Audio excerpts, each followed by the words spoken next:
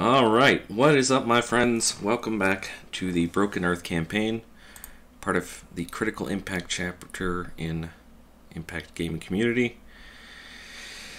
Silver is not here right now. We assume he might be sick. We hope he's not. But the role of Sivart Galsbana will be played by my robot voice. But before we continue, let's have everyone roll a d20 so we can figure out who wants to give us a recap.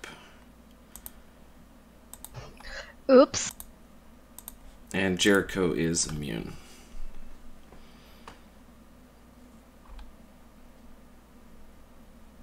Okay. And I'll roll for Sivart. I'll give a recap if... Let's see. As Sivart. Oh, it looks like it's Dang Nyx. Alright, let me know when you're ready. Okie dokie, let's do it. Alright, 3, 2, 1, go! Last time on Broken Earth, we had fun trying to escape. Jericho exploded a giant lobster's head, and it was gooey and gross. Things kept trying to eat us and grab at us and kill us. And then we found our stuff, and Sivart cast a water breathing spell, and then we found somewhere to dive in, and it was wet because it's water. And then things kept attacking us again, which is no fun. But we survived. Oh, and we also finally got that shackle off of Layla's ankle. It was all Aggie's doing with my pry bar. It was great. And I think that's about it. Oh yeah, Prince Shoal showed up. Weird. Excellent. Alright. We'll now rejoin our heroes back where we left them. Yeah. Right around this area.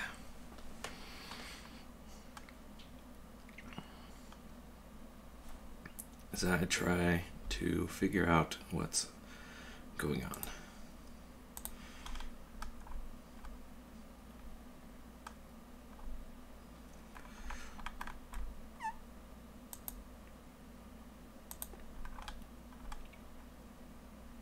Hello? Hello? I can hear you. Hello. Discord just totally broke for me for a second.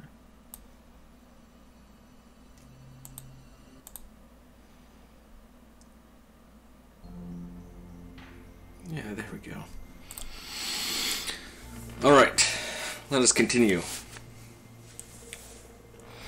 The Triton removes his mask to reveal it is Prince Shoal. As he says, Layla, it is me, your brother, Shoal.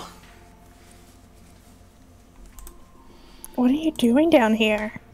What are you doing down here? We got tricked, quietly kidnapped by Mellum. Mellum. I see.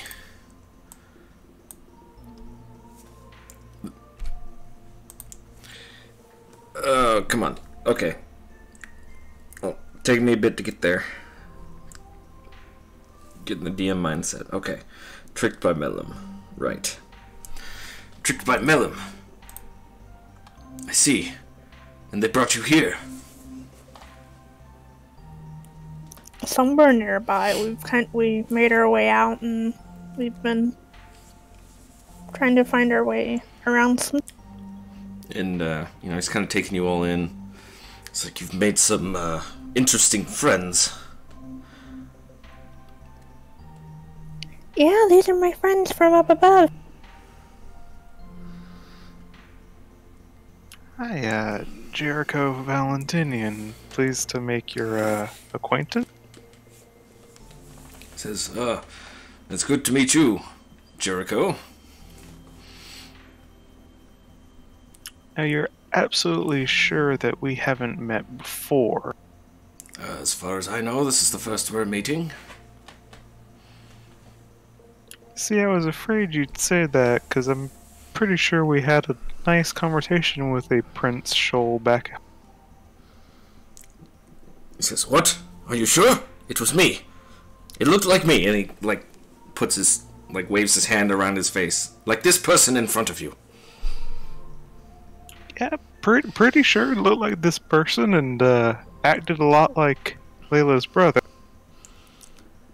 That would explain. Yes, of course. Listen, I would enjoy telling you what's going on, but we can't stay here. Reinforcements will come soon. We must leave as soon as my men return. And as he says that, a bunch of grung start swimming. The ones that swam away come back, and they're leading like a bunch of the Triton that were there in the mines, the hostages as well as some of the soldiers. And they're like, "We found them! Good! We must return. I will take them to the supply base. I will meet you there. Make sure they get there safely." "Right away, sir!" "Forward, grung resistance! Forward!" And they start swimming away with the Triton prisoners slash soldiers slash hostages swimming behind them.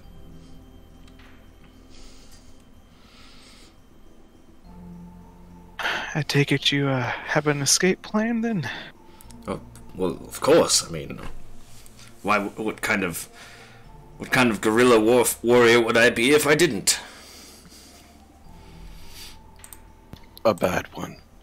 Haha! Rightly so. Rightly so. And he kind of looks at you and just now kind of realizes that you're all, humans, gnomes, big boys, tieflings, and you're breathing underwater. So he's like, I assume it will be no problem if we swam. We're not the best swimmers under this spell, but we'll get. All right, then let's move. We can't stay here any longer. Unless you wanted to stay? Question mark. No, I think we're good to go. All right. Right, Sivartbot? Correct. We should leave before the spell ends. What do you mean, spell? Alright, let's see here. After swimming for what seems to be hours, the prince eventually leads you all to a small bed of seaweed. Hidden among the greenery is a small cave opening, just small enough to squeeze through. Agamemnon might have to squirm a little, but he makes it through. You begin swimming downwards. At least, you think you're swimming downwards. It's kind of hard to tell. And you don't stop until you've gone at least 100 feet or more. Thankfully, the tunnel opened up before you even made it a quarter of the way, so Aggie can stop sucking it in as he swims. Finally, the corridor turns upward, and you breach the surface of the water to find a small cave system, much like the prison you once inhabited. The prince stands and helps you out of the water one by one. And you should actually be up here. Air, land, I love it.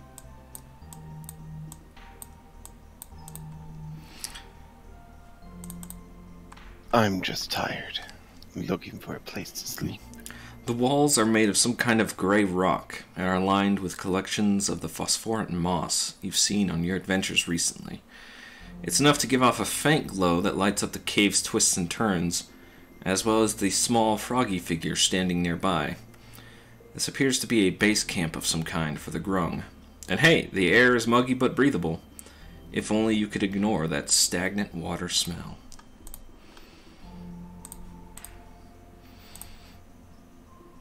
prince leads you down the corridor, talking while he walks, essentially telling you that this is one of their supply bases.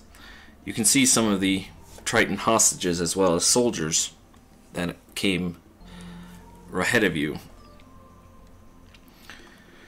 Eventually, he leads you to the back room. There you go. Eventually, he leads you to the back room and turns and says, "I know it's not much, but it's well hidden, and they haven't found us yet. I'd offer you all the luxuries of the guests of the Corrales Kingdom, and I'm afraid we do not have much. But before all that, I'm sure you have plenty of questions." Yeah, a basic explanation for kind of why there's so much confusion going on would be a nice place to start. Oh yes, there's quite a deal of confusion. What, is there any particular aspect you would like to know about, or should I just start from the beginning? Well, I suppose from our perspective, we came to this kingdom after Layla was in danger, and we were told about a Grung uprising, about rebels, and we went to confront that only to figure out that there was something else behind the Grung, and now the Grung are good again, and I'm just trying to make heads or tails of what's truth and what's a lie. Yes, I see. But first, Layla, a word, as Prince Shoal kind of motions Layla over. Kind of walks over to the corner just a little bit. And Layla, he just kind of whispers to you, Layla, can we trust them? Are they trustworthy? Of course, I wouldn't have brought them down if they weren't. So you trust them with your life, then? They've saved my life at least once far, so definitely. Alright. And then he just kind of stands up straight and says, "Alright, well, if Layla trusts you, I suppose I can trust you as well. Right, where to begin? Well, say it happened about 3 weeks ago when I was going to oversee a new mining operation near the deeper parts of the ocean when my escort was jumped by the Merrow. Those big beasts that you saw my Grung warriors attacking near the entrance of that cave.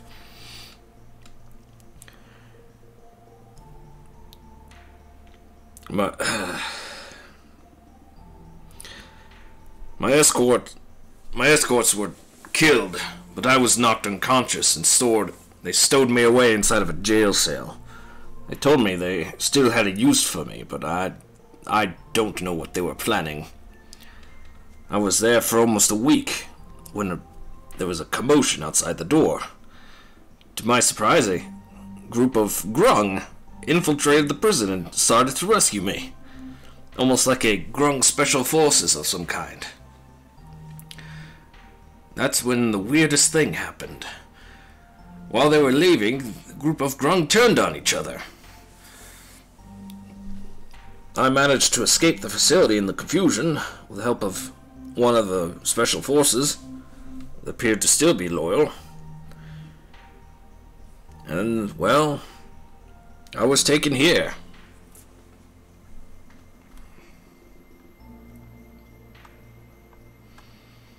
So you're saying that the two sides of the Grung we've seen are both true? Like the Grung are split amongst themselves between the two sides of this conflict?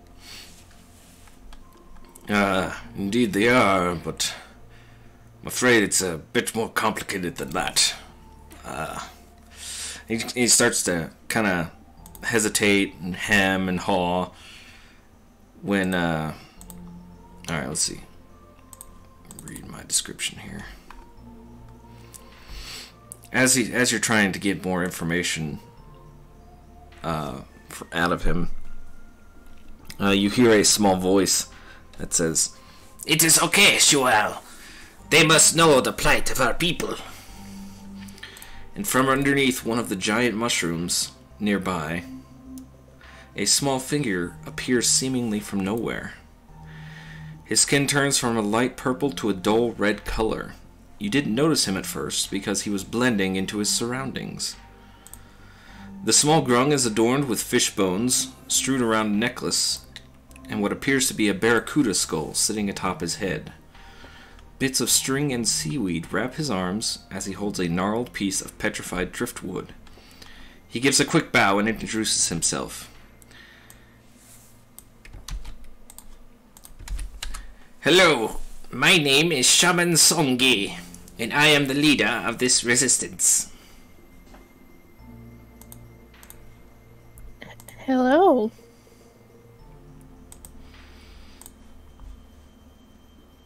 "Ah, Princess Layla, it is good to see that you are safe."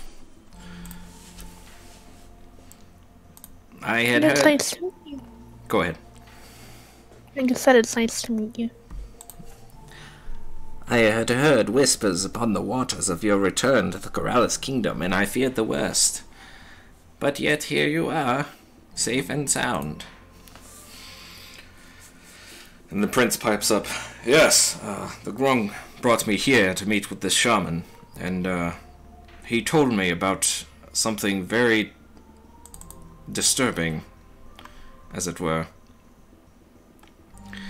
"Yes, but to begin, we must start 30 years ago. The war between the Triton, the Merrow, and the Grung." And Prince Shoal kind of looks kind of sheepishly off to the side. He says, "Layla, keep in mind that what you're about to hear, a lot of it wasn't told to us by Father, but he allowed, being next in line, information." He starts, kind of stuttering and murmuring. And then Songi pipes up. He's like, "It is okay. I will tell this story.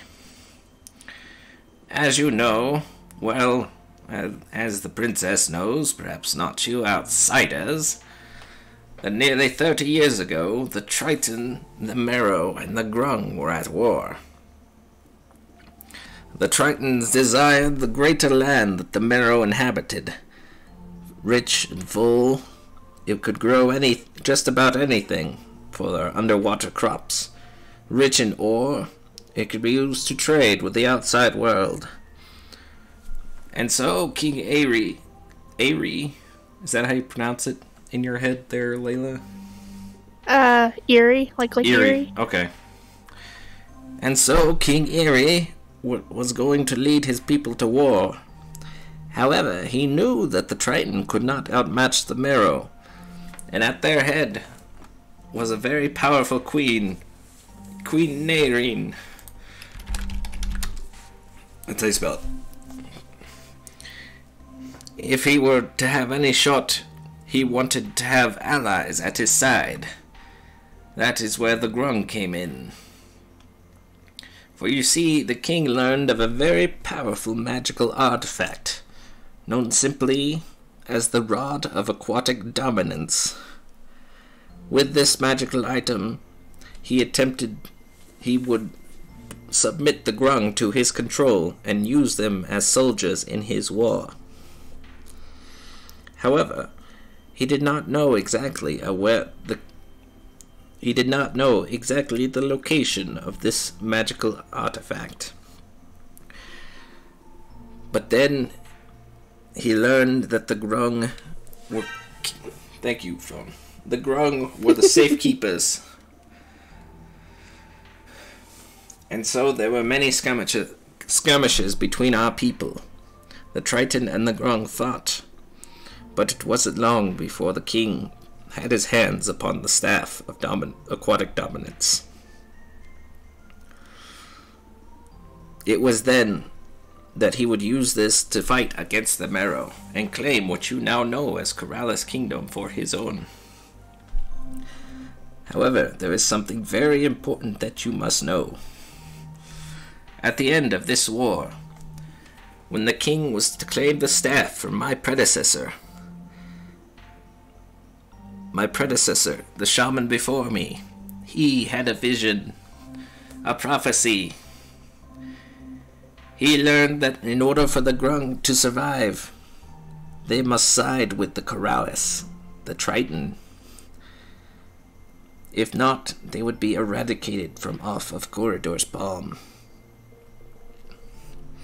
Many did not like this prophecy and took it hard.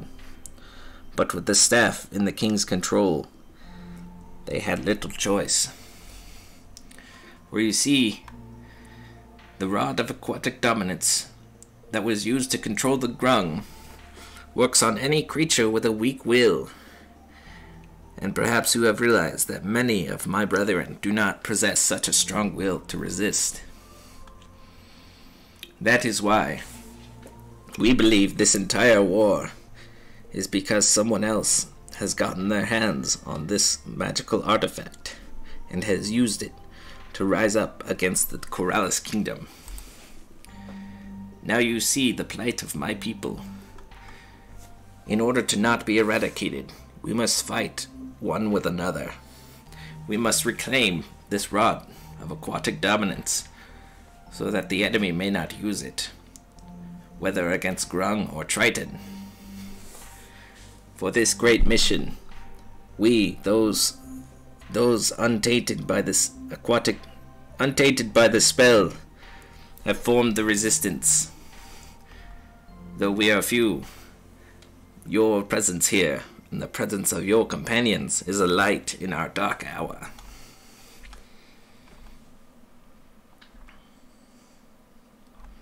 Well, Prince Shoal, it sounds like you have a bit of explaining to do. If the king had the rod, how did it get out of his hands without everyone knowing it? Yes, well, see, I was kidnapped about 3 weeks ago, yes? And this Grung rebellion started about 2 weeks ago, yes? And you say you've seen me before. Pray tell, where did you see me before? In the castle. Yes, that's just great. Perfect! Perfect! And then he starts going off in Aquan. Layla, you could probably hear him yelling about maybe some swears here and there about how his life is terrible. Oh good, that's just great. They've got an imposter in the castle posing as me. And I'm just gonna go out on a limb here. I was actually stuck in Songi's voice, sorry about that. I'm just gonna go out on a limb here and go ahead and assume that they've got their hands on that staff.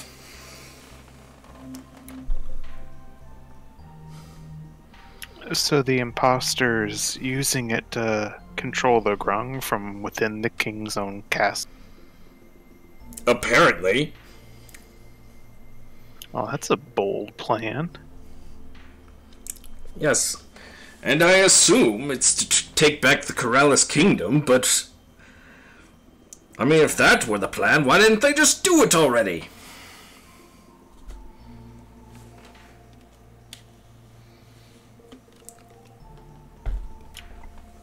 Perhaps they don't feel like they have the ability to take you on straight away. Maybe they need to weaken you first. Are they attempting to weaken us, or perhaps they're waiting for a trump card, or an assured victory? Yes. Father always said, if fighting is sure to result in victory, then you must fight. Of course, I understand now. They are waiting for an assured victory. But what would they need for that? What piece of this puzzle are we not seeing?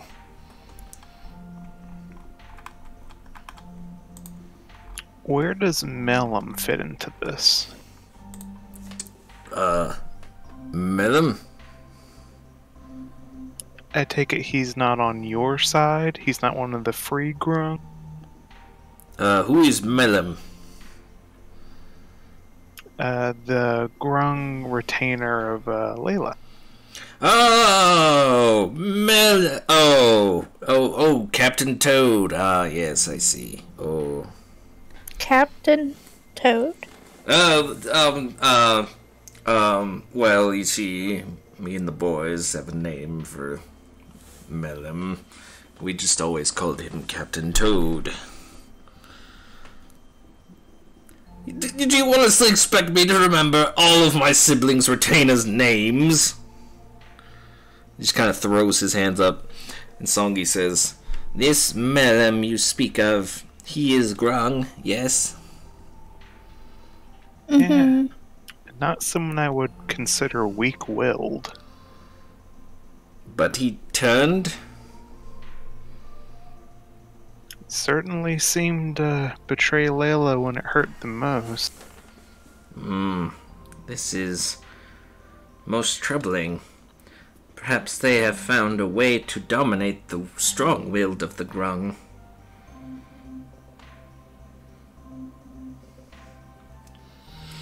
And he just kind of sits there and starts thinking to himself.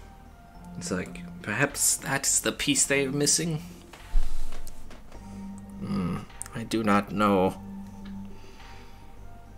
This is most troubling. And the prince is like, yes, most troubling, but I mean, we could sit here all day and worry about it, but there's not a whole lot we can do right now. I mean, I suppose I could give you a place to sleep and mend your wounds. I can answer any of your questions, but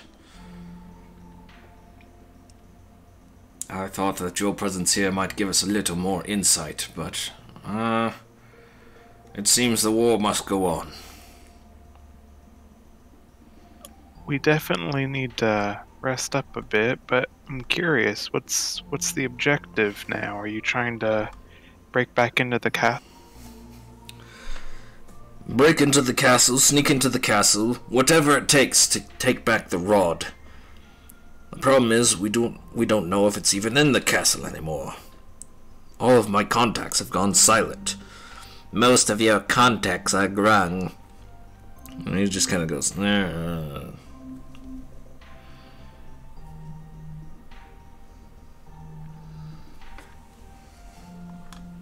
Well, we will have to lick our wounds a bit, but after we get back in fighting order, I'm sure we'll do anything we can to help. Your assistance is greatly appreciated. We need all the help we can get. If we can find out the location of that rod of aquatic dominance, we can take it back, and we can end this silly uprising.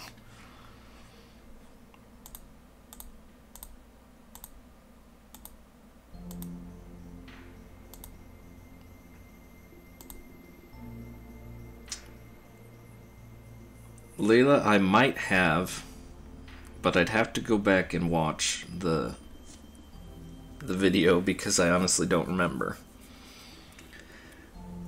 It sounds like something I would do. That's fine. I was trying to remember.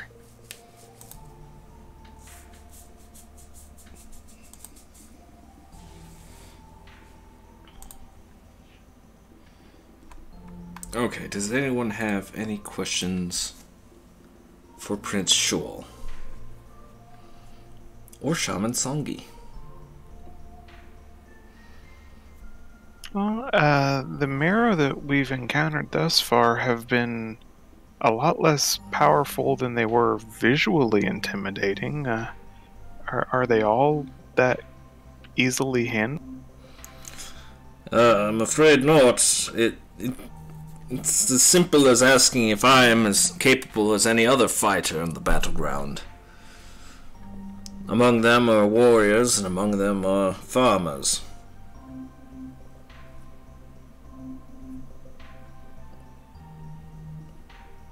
But if you fought against the marrow and survived, I'd put you as capable fighters. And forgive me, I mean, I'm not familiar with your culture, but I've been made aware that up until recently, the Marrow were like fairy tales are believed to be. Yes, well, you see, I was but a wee one when the war fought. When my father fought the war against the Marrow.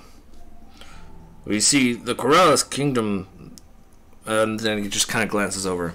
Yes, you've been there, right? The Corellis Kingdom? Briefly. Did the architecture there, did it not look maybe a bit too big for the Triton people? Did it, kind of?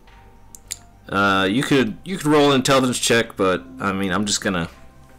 It wouldn't be too much of a. It wouldn't be too hard. You kind of look back and you realize that, like, all the doors were almost like double wide, and like the hallways were huge, and maybe you just kind of attributed it to being in the palace. That's why you didn't really think about it that much. But yes, everything there was just a little big for everyone. Yeah, I can't say that Layla struck me as needing a double wide door. Ha ha ha ha ha ha. As Sivart laughs. Thank you, Sivartbot.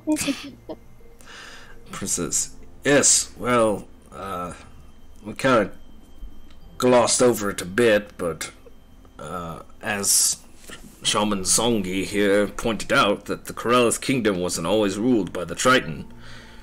It was originally ruled by the Marrow. That is why they went to war. The Triton, my father, King Erie, he wanted that land for his people so they could thrive.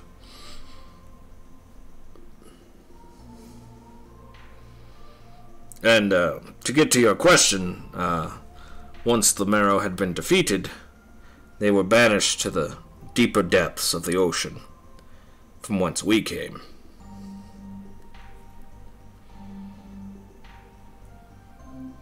So, out of sight, out of mind, and thus the fairy tales?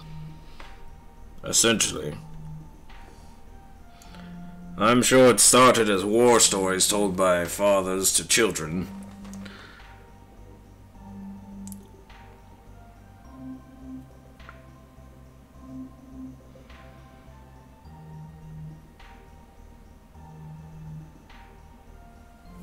But yes, any other questions you may have?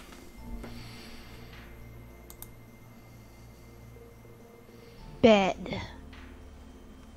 That is not a question, but we do have those. I suppose I could find something.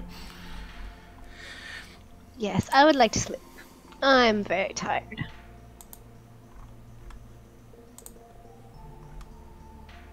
All that fighting to save our lives and whatnot. Understandable. I will see what I can do about making some beds for you. And the other grung there says, I must see to my people, and mend any wounds I find. And he leaves to go over there. And the prince starts digging around inside of a box. He finds some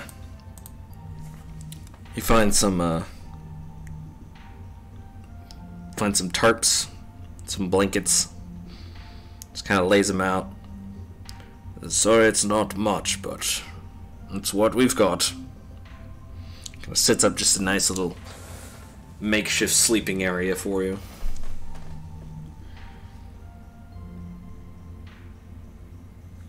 Well, do you have any other questions for me? No, I think that's all we can ask for now. Alright, let's see. Sivart Bot says, Beep boop. Why do the grung hate the Marrow? Beep boop. Prince Shoal said, "Oh, well, that's because Marrow eat grung. Normally." Beep boop. I understand. Yeah, I can see that. Right. Well, if you need me, I'll be down the cave just a little ways. And then he leaves you all alone.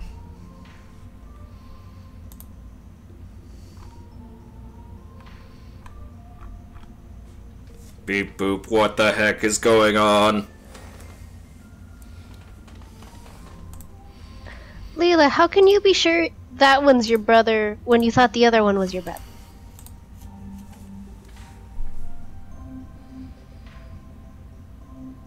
I really don't know, but we have to at least act like he's trustworthy. Could she do like a insight check retroactively? You can. You can do like an insight check over everything that's happened. Try to understand if that was him or not.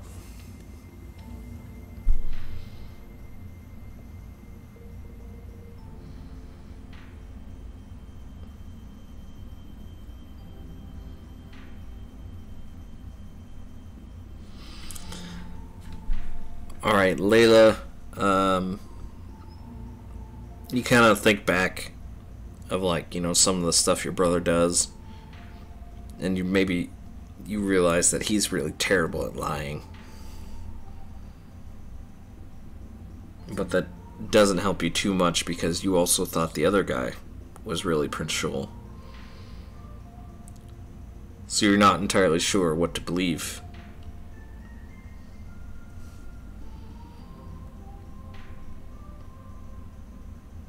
We can at least take both of their stories with a grain of salt, but I'd rather stay open to the possibility it's him and take in the info than shut him off entirely.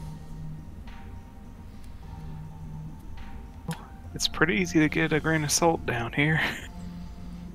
Ha ha ha ha ha ha. Good one, Jericho. Let's go to bed before Sivart bot ruins my self-confidence again. Ha ha ha ha. Wait. Processing. That was a stab at me.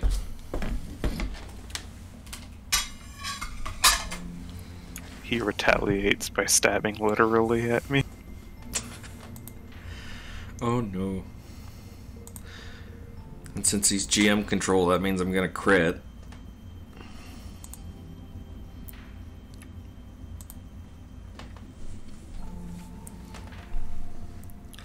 Alright, you guys can kind of put your stuff down and relax and whatnot. You can talk about boys or do your hair. I mean, this is a sleepover, technically, right? Technically, yeah.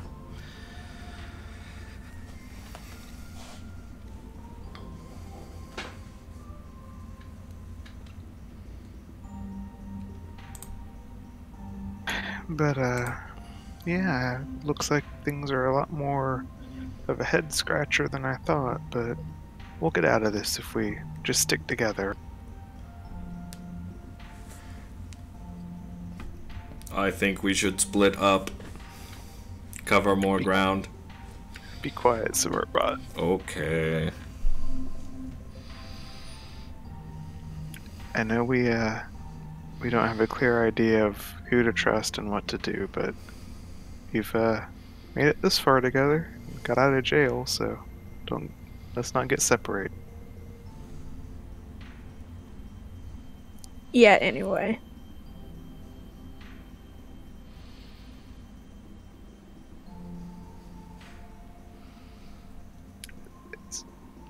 Go ahead, sorry.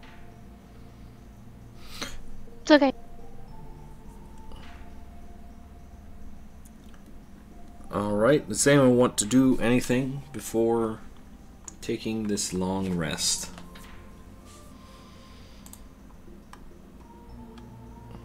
Do not believe so.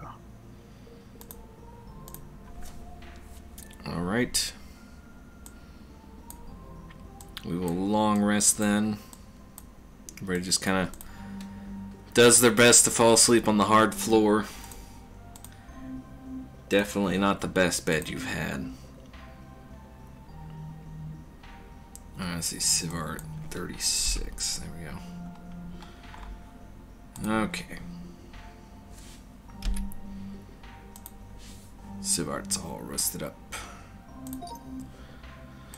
Get your spells back, your HP back, and all that junk. Jericho, roll your portents. Okay, good. Excellent. I forgot to have the chat window open, but that's okay, because nobody's talking anyways. I'll do that real quick. No one loves us. It's okay. I love me. Sorta. Kinda. Sometimes. Maybe. Okay, let's see. Stream chat, yeah. No, turn that off. I just want chat only, please. Yeah. That's what I'm talking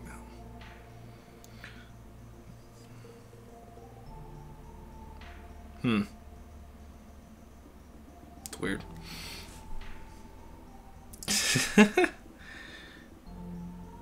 I love me. Heh. That's nice. Yeah, I subscribe to ourselves, so. And it's like, leave a message! I'm like, okay, fine, whatever. I love me. And that's the message for today.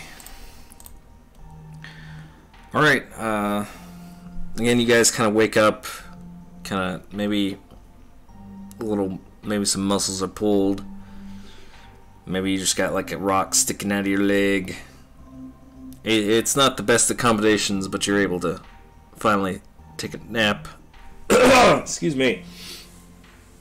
Well, able to take a nice long sleep and don't have to worry about taking watch because you got the grung doing that for you. No giant lobsters trying to grapple you or anything, or frogs trying to eat you. That's right, you did get swallowed by a frog. I forgot about that. Yep. Twice, right? Twice. Yeah. Yeah. I'm sure Nyx has some very interesting dreams. Maybe she was thrashing on the ground while... Ends up kicking all of you at least once. dealing 1 damage plus sneak attack because you're all sleeping.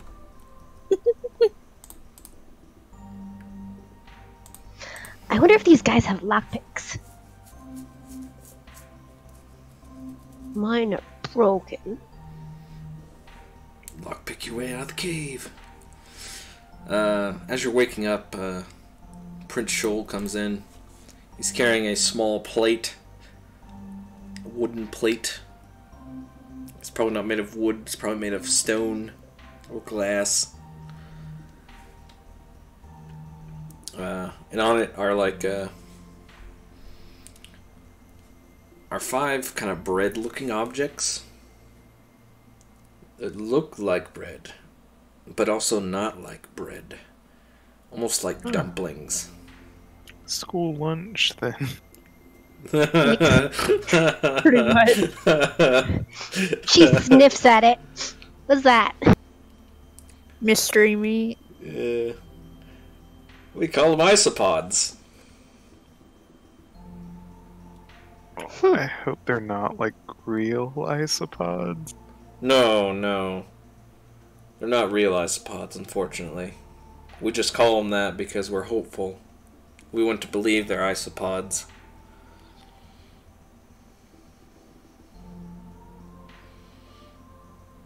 It says, but, yeah, you can eat these. They're for breakfast.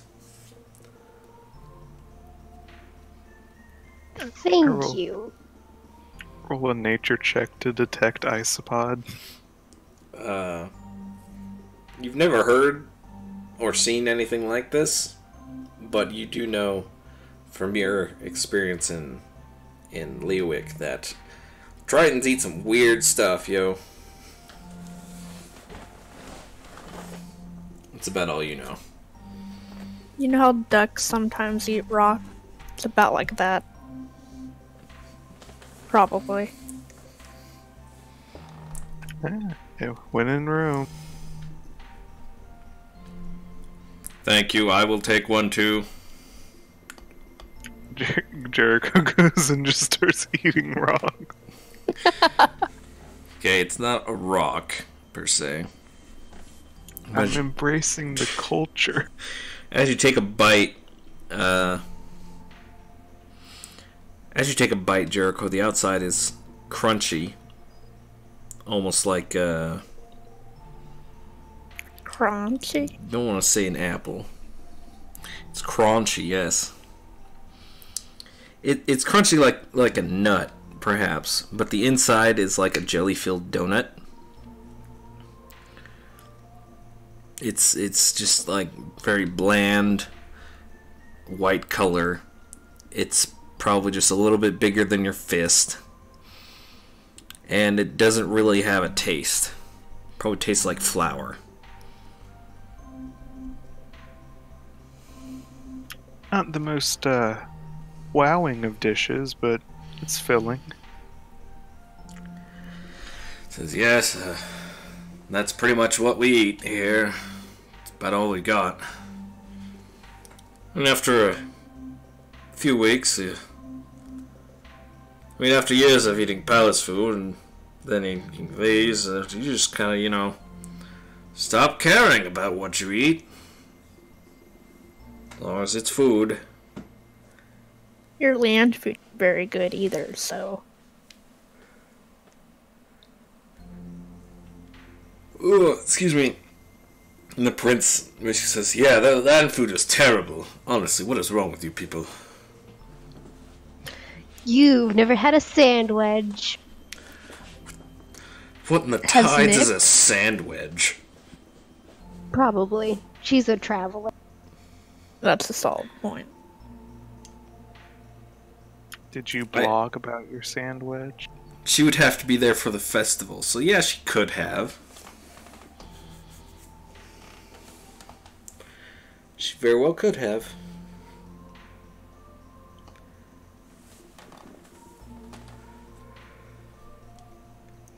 So what's the plan?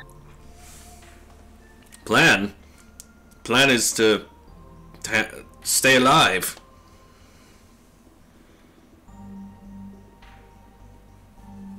I thought you wanted to get to the castle or something. We need to find where that magical rod is. But we don't have any clue.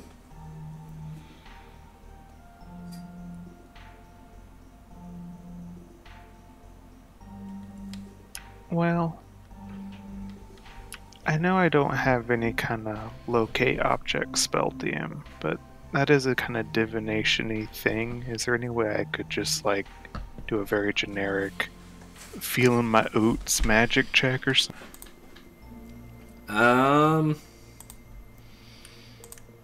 Let me take a look at your sheet real quick. Because you And I'm are pretty a sure- divination wizard. Right. I know there is a spell to find things like that, and I don't have it. You know what? You can attempt to invoke your visions by rolling an Arcana check and concentrating. Hey, Layla. Yes. I'm gonna try and do my tiefling thing. You think you can give me a little bit of the inspiration?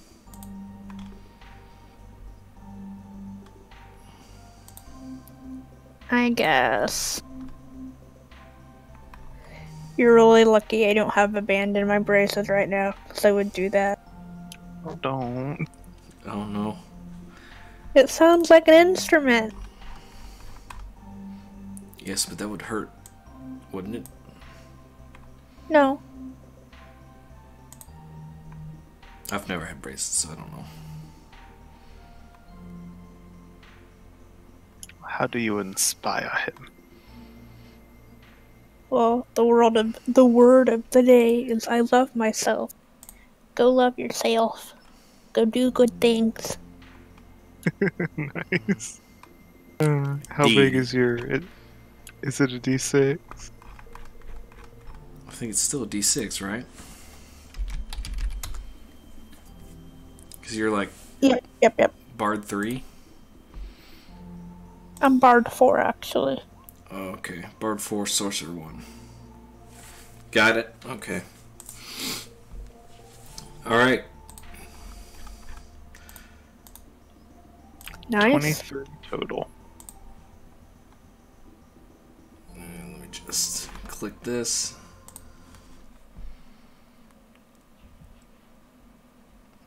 Jericho sits down to meditate, to concentrate, to try and invoke the visions that plague him, in an attempt to use them to his own benefit. Jericho, your mind is taken elsewhere, but you don't know where. A dark hallway, a dark corridor, lit by candles. There, in a dark creature's hand, you see the staff. The rod of aquatic dominance. The shape of the creature shifts and changes. It turns to face you. It is Prince Shoal. And as he does so, he gasps in surprise. Fire is flung from his fingertips.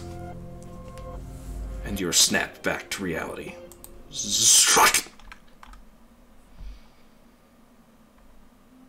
And you do that thing. You do that thing where you think you're falling in a dream, and the shock goes throughout your entire body. Okay, I think I'm gonna be sick with the ice spot. Roll Constitution. Not this again. Hey, for Jericho, we can roll Constitution all day. Jericho, you go. Oh. As Prince Shoal said, yes, they're quite good at... Those isopods are quite good at curing upset stomachs. They're so heavy, they stay down. Yep. Well, I didn't get as much of a look as I would have liked, but I definitely think the fake you is the one currently holding the staff. The fake me. So perhaps it's still in the castle, he thinks to himself, out loud. The environment was very dark and hazy. I'm not sure. I can't guarantee that it's in the castle, but if we can find the imposter, I think we can have a lead. Yes, that would help. Are you sure you saw it in the castle? I mean, sorry, take that back. Are you sure you saw it? Can you describe it to me? Yeah, and he'll kind of recount what he saw in his hand.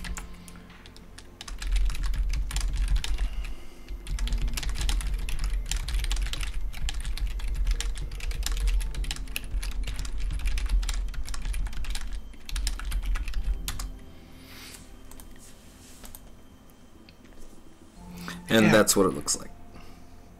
He says, I saw you holding a staff that it's like made of coral with a gem on it. It's about 3 feet. Not as big as I thought it would be, but does that sound about? Also, I'm whispering you as Sivart. Yeah, I noticed. Forgot to change it back. He says, that's it. That's the staff. That's the rod of aquatic dominance.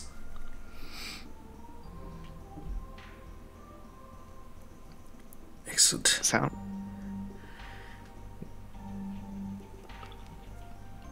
Go ahead. It sounds to me like that's a good idea. we have a good idea of where to start then. If he has it on him, great. If not, though, he can maybe point us in the right direction. Yes, we could interrogate him. Get the location. I see. But how do we get there? That's the question. I can't exactly head up the front gates and be like, I'm Prince Shoal, the man inside the castle is an imposter. Jericho kind of side-eye Layla. Oh, you can. Hey, where'd my... Okay. He says, the princess, No, I will not put my little sister in danger. We'll find a different way. I mean, if it needs to be done. Then he kind of walks up to you, kind of holds you by the arms. He says, "No, you don't have to do this. We can find a better way." But what better way is there? He just kind of stammers. I don't know, but we'll think of something.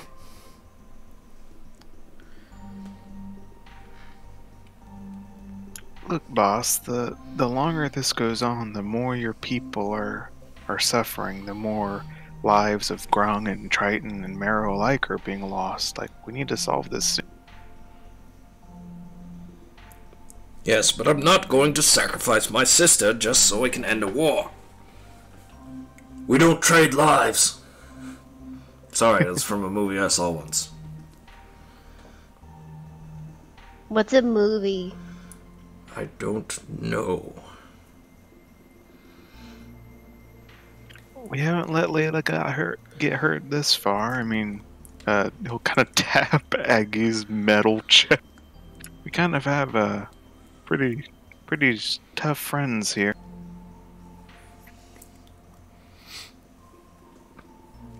The big guy's the wall, and I'm Shanky.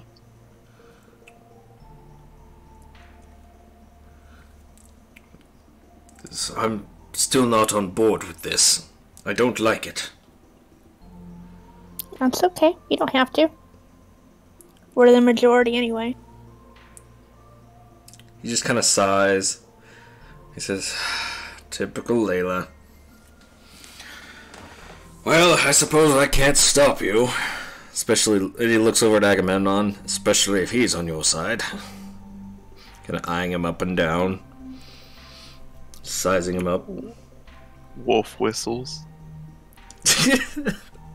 Now, hold on. This guy's married. And? Agamemnon, destroying marriages since the start of this campaign, including his own. Not on purpose, mind you.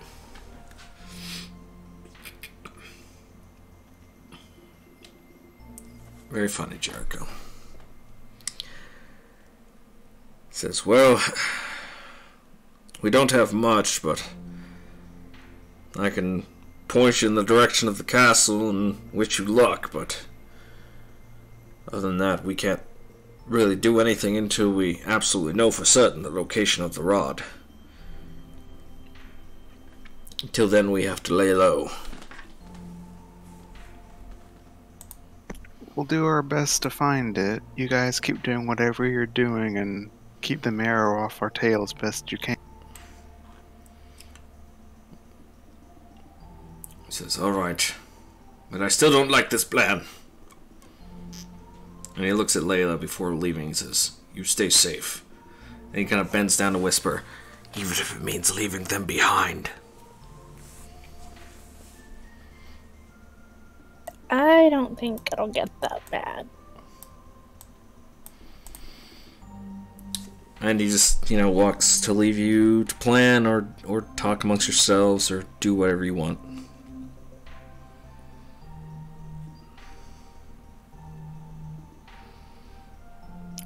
Sounds like all we gotta do is waltz back up after having escaped the clutches of the mine sabotagers and try and get back in to see Shoal. Or not. Cole. Cole.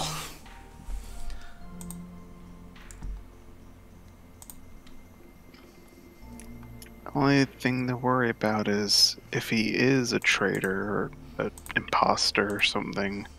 I hope he hasn't been tipped off already by the rebels and Mel.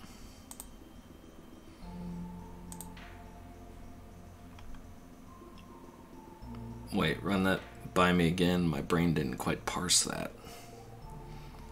If the Shoal is an imposter, I hope Jericho is saying he hopes that he doesn't, like, he hasn't been made aware of what the group's been doing by the people in the and Mellum and the like. Like, if they're, I'm assuming they're all on the same side. I'm still kind of vague on that. Okay, I got you now. Brain's acting a little slow today, and I apologize. He might know we're coming.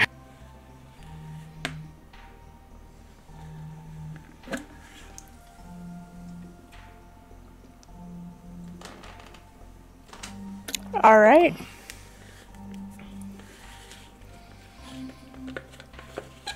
Well, you got anything to say, Tin Man or Shank? Nope. I think we should just give up fight with all of our might.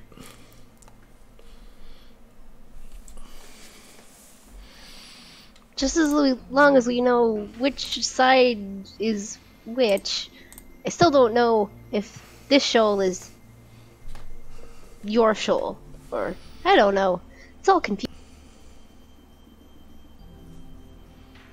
Well, one way or the other, if we find the rod, we know that whoever has it is bad. Hey guys, look what I found! It's the rod of Quagdom. Firing Kill laser. him. Firing laser.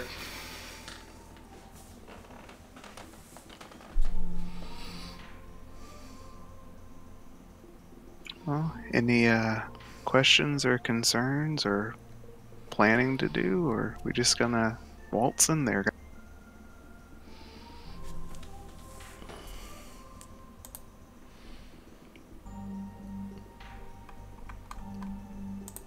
I think we should just waltz up to the front door. We're doing it live.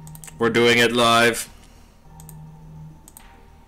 Get the camcorder, Subvert bot.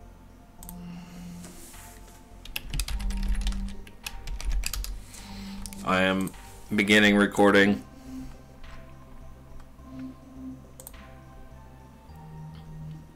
Are we ready to move out? Autobots so. roll out. Alright, but before we go, I should probably cast water breathing on everyone. That would be a smart idea. Concentrating. I'm fine. Casting. You get it anyways. Let me find You it in get my water spell book. breathing. You get water breathing. Because You I am get pretty water. sure it is a ritual, but I can't find it. It There it is. Yeah. Casting the spell. Congratulations, you can now all breathe underwater for the next 24 hours.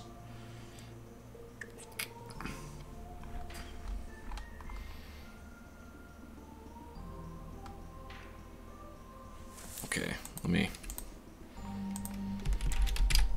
check something real quick on that spell. Water breathing.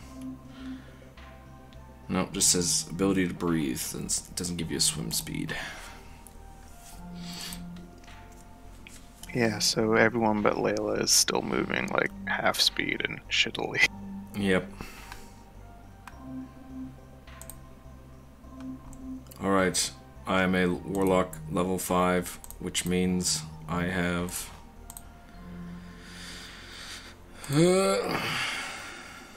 I know 6 spells and have 2 spell slots. Okay, I'm good. And class abilities. Got it.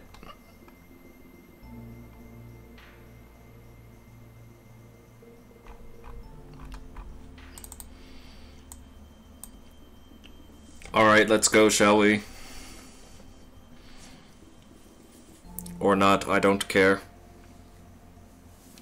Yeah, let's get the show on the road. Don't get existential on me now, Sivartbot. What is my purpose? Purpose is to refill the cups. Oh my god.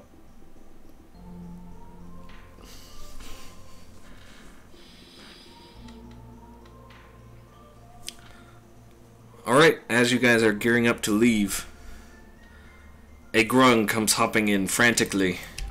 We're under attack! We're under attack!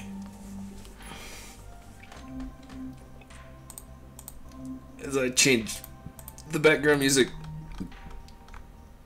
to battle music. Not that one.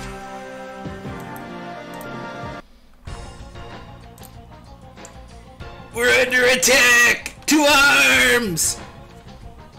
He grabs a spear near this rock. He says, "Forward! Resistance!" Blah, blah, blah, blah, blah.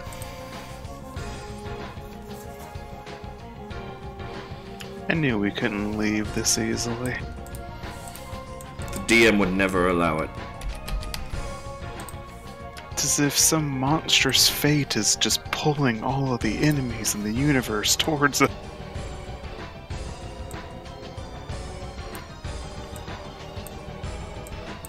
We're not on initiative yet. Too Well, it's bad. because you start heading down through the cave and you realize most of the grung have left. I said, "Quickly to the shallows! Fight them! Don't let them through! Get them! For the grung!" And you can see they're all starting to swim down that corridor. Or rather, up that corridor that you came in from.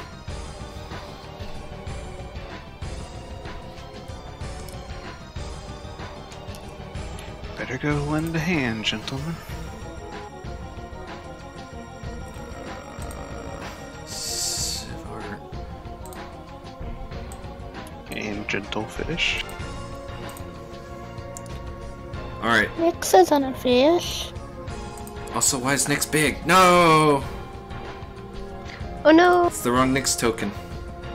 Nick's got them moose steroids. Oh! Oh, okay. I guess I'm just using a... It was breakfast. There you go. Yeah, it was the breakfast. The isopod was as big as you were. You still ate it. Alright, let me clear it real quick. And then add you back in. Hey, who was that? Roomy632, thanks for the follow. Welcome to the stream. Say hello in chat. Thank you. This little talk as I add everyone's turns here. Thanks, Roll20. So apparently, Fanburst is shutting down. So that's like the music you're listening to right now. But Roll20 is working on adding like your own uploads of music. Oh no, Jericho. So that should be was fun. bad. Alright, Sivart.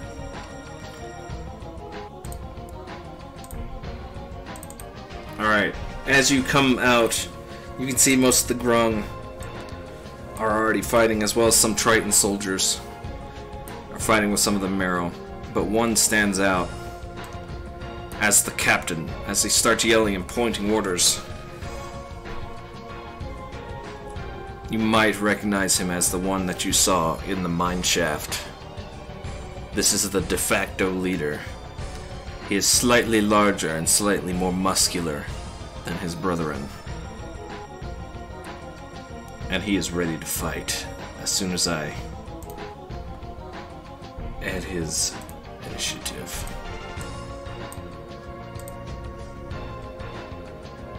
Alright.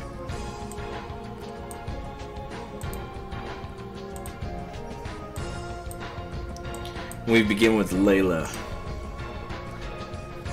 As this Marrow looks at you and turns, he says, "The princess is here!" Grabs his harpoon and begins swimming towards you.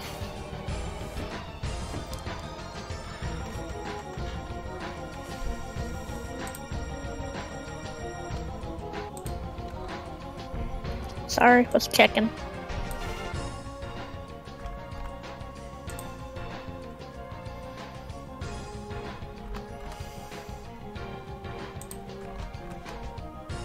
Con save, okay.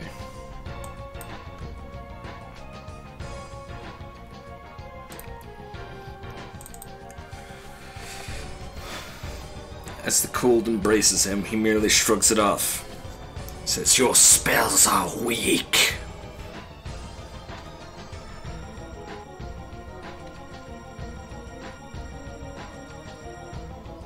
Well, can I also inspire Jericho? Yes. How do you inspire Sir Jericho?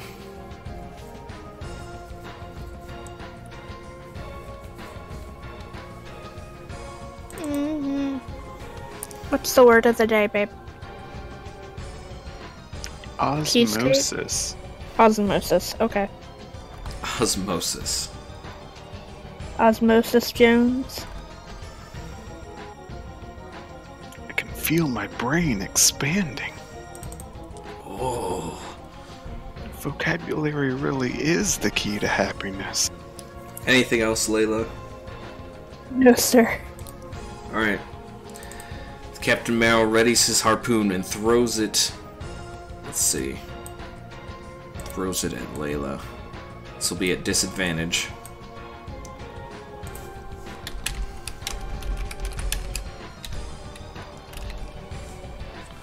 Because range. Throws the harpoon at. Better watch that copyright to DM. Alright, I'll turn it down. No, the Captain Marrow. What? Captain Marrow and his Avengers. Avengers. I have honestly never heard of this. Captain Marrow? It's okay. It's just a joke. No. It's lost on me. I'm sorry. But he misses terribly with his harpoon. Terribly! And he pulls it back with the rope attached to it. It's worthless now, huh? Oh no, psychic damage! Nyx. Let's see.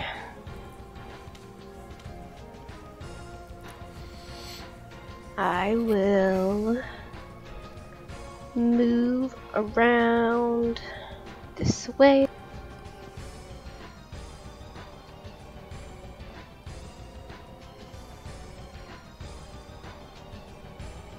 I believe that's as far as I can go. Unless you wanted to dash. I guess I'll dash a little closer.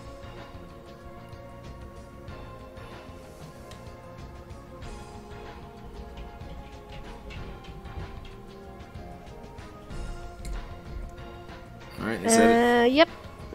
That's it. Alright.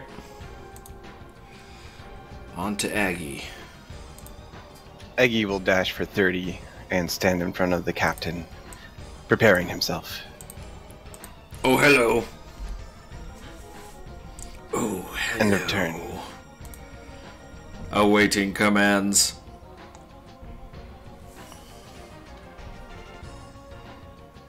Inflict maximum booyah on Captain Marrow. Inflicting maximum booyah. Moving. Running booyah.exe. Spellbook. Here we go. Casting Hex. Haha, you're hexed now.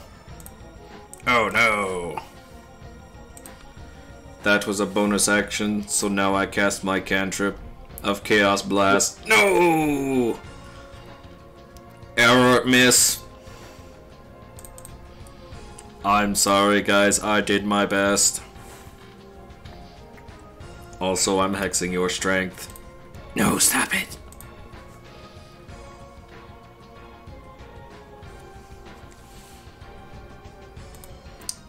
Jericho.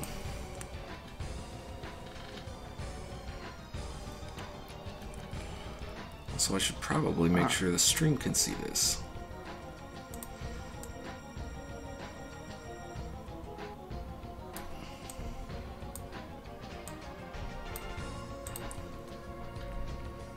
I'm gonna move closer a little bit, still moving at half speed, and let's give him that nice old vicious mockery. Fortune Wisdom saving throw. How do you mock him? Your vocabulary is insufficient, my amphibious friend. I don't know half those words. As he takes minimum damage. No. My intelligence has been insulted. Anything else? No, sir. Alright. Layla. Oh, I'm sorry. Could I have Solomon, Seahorse Solomon out, or is that a no-go? You haven't summoned him back yet. Okay, cool. I can do that later.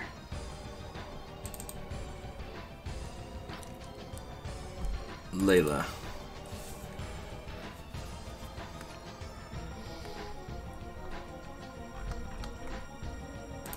Give me just a hot second.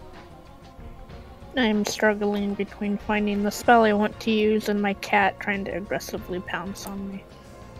Oh no. It's only because he's trying to help. Yeah.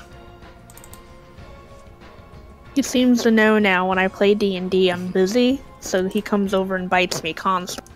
Alright, acid or poison? Poison, please. Alright. Strike out with a Chaos Bolt. It takes the shape of a green dart that shoots from your fingertips into its shoulder. It goes, "Rah! Dark magics!"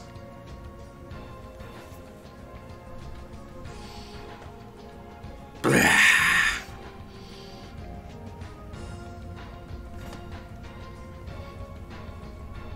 Anything else, Layla? Nope, that's it for me. Okay.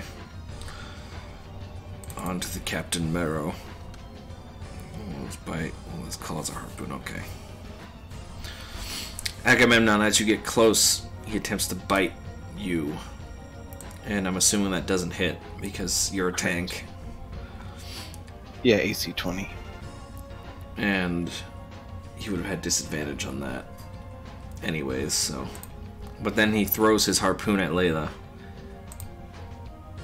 12 versus your AC, Layla.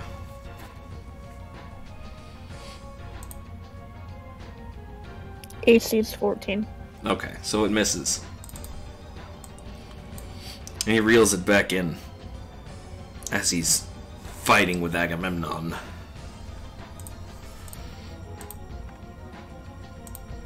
There we go. Nyx. Okay, I'm going to swim as fast as I can, double my move speed all the way up to Captain Marrow. And now it's time to shank him. Alright. 10 will miss as he But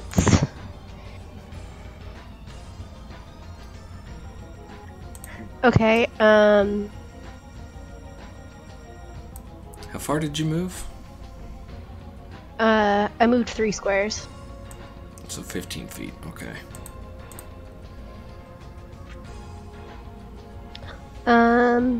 Yeah, that's it. Alright. On to Aggie. Agamemnon will attack twice with his warhammer one-handed. Alright, 10 and 25. So you missed the first time, as it's kind of hard to swing your hammer around underwater. But you do manage to finally get a good hit on his head. You bonk him. But he's got a very hard skull, and you can feel it. It's almost like it's hitting armor. And as a bonus action, I'll Shield of Faith for myself. Alright, you now have Shield of Faith. Wait. No, extra attack. Okay, you're fine. And that ends my turn. Okay. Sivart. Awaiting command. Continue firing. Yeah, YN. B. B for booyah. Error. Why? Firing Chaos Blast.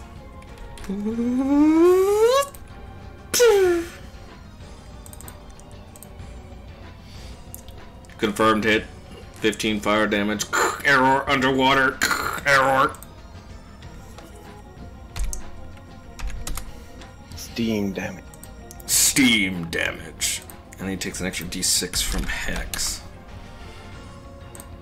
Says, you're proving to be more difficult than anticipated!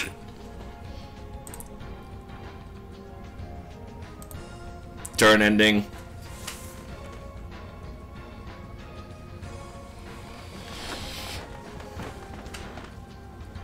Okay, my turn? Yes, on to Jericho.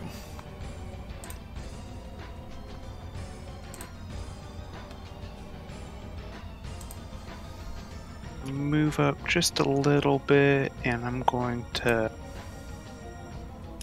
cast Dissonant Whispers at Captain Marrow. Dissonant Whispers. Wisdom saving throw.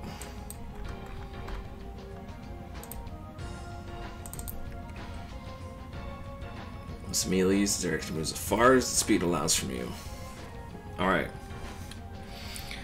As you cast that, he begins swimming away as fast as he can, which I think is 30. It's actually 40. Actually, you know what? Better idea. 15 psychic. Yeah, okay. As you begin to cast that, you can hear him start clawing. He drops his harpoon, and he starts clawing away at his head. He says, "No! Get out of my head! Get out of my head! This isn't supposed to happen! Amael! You promised me power! You lied to me!" And in a flash of steam, the water around him gets stupid hot. In that area. So Aggie and Nyx, you instinctively kind of swim out of it to whatever place you want. As you can't really see what's happening, but the steam is just bubbling and it's obstructing your vision. But eventually it dies down and you can see this. It's taken his place. He has grown big, he has grown huge, and he has grown red. It looks like you just stole the Gyarados shiny. Probably. He says, "Amael will take you all. He has blessed me with his power." I forgot my initiative, hold on. "I will make you all suffer for this insolence. Now, die!"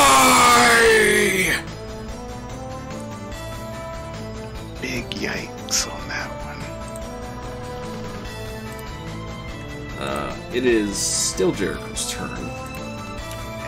That's... Oh, I'm going to take a step backwards, but then, yeah, that'll be my turn. Alright, Layla.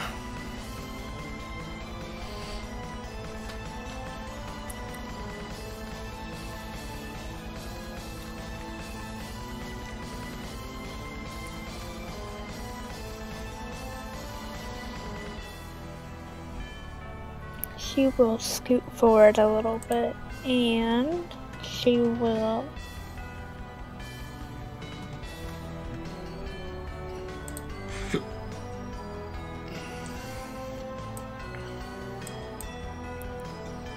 She'll give it another go.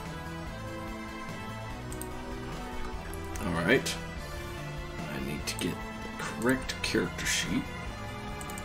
There we go. A wisdom save. Con save, sorry. Oh. Well, I whispered it to the GM. On my bad. But if you're on the stream and watching, you can see that it was a nat 1. And then a nat 20. Yeah. So he fails and takes 11 cold damage. As he says, "Oh, that was refreshing! And Thank now you, he's sir. hurt. I have another." And he's hit by your curse. Yeah, he should be cursed now. Alright. It is And done. disadvantage. Yeah, he has disadvantage.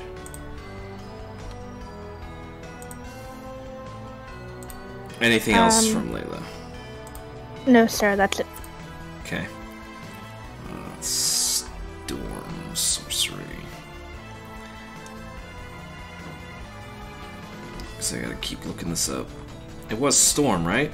No, sea. Yeah, the sea sorcerer, yeah. That's what it's okay. I keep thinking it's storm because of the cold and lightning thing. Anyways. The big red marrow. Oh, fun, fun.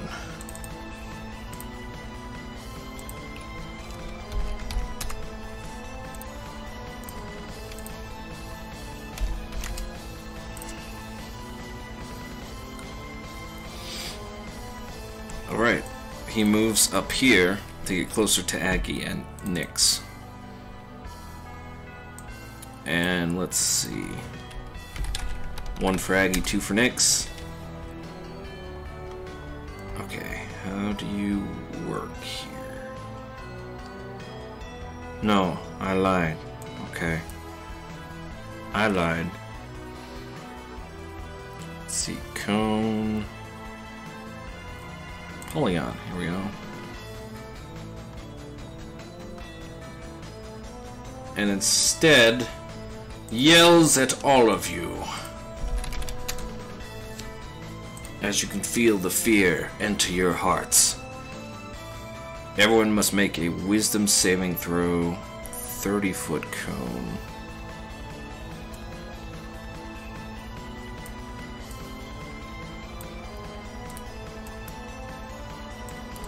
I think that's right.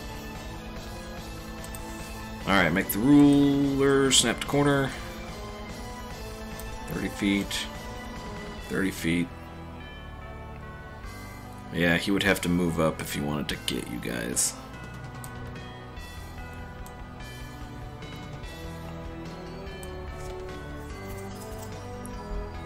Okay.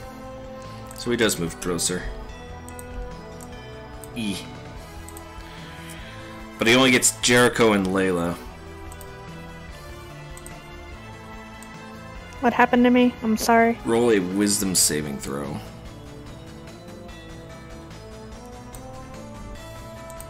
DC is 14.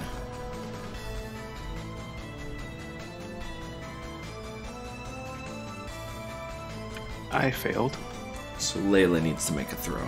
You both failed. I feel. We're both stupid. He only hit Jericho and Layla.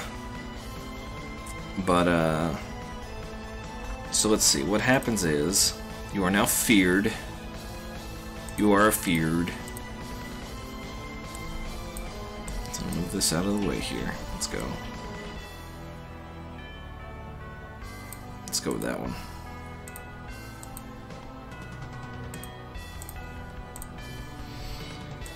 And let's see.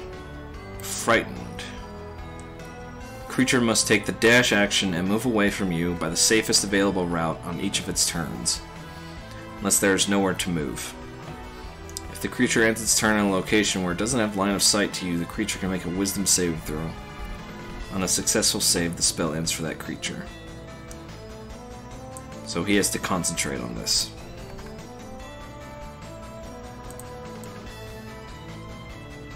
And that's what he does. As fear grips your hearts. It's on to Nyx's turn.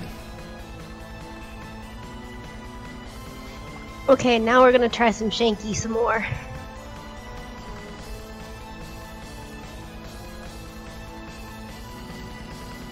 Okay.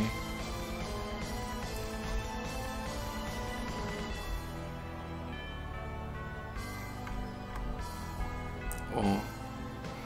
I forgot to do something. That's my bad. Okay. You stab him. You do 7 piercing damage.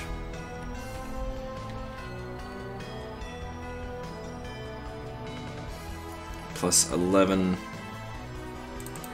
sneak attack damage. That's 18 piercing. Okay, he's not resistant to it or anything.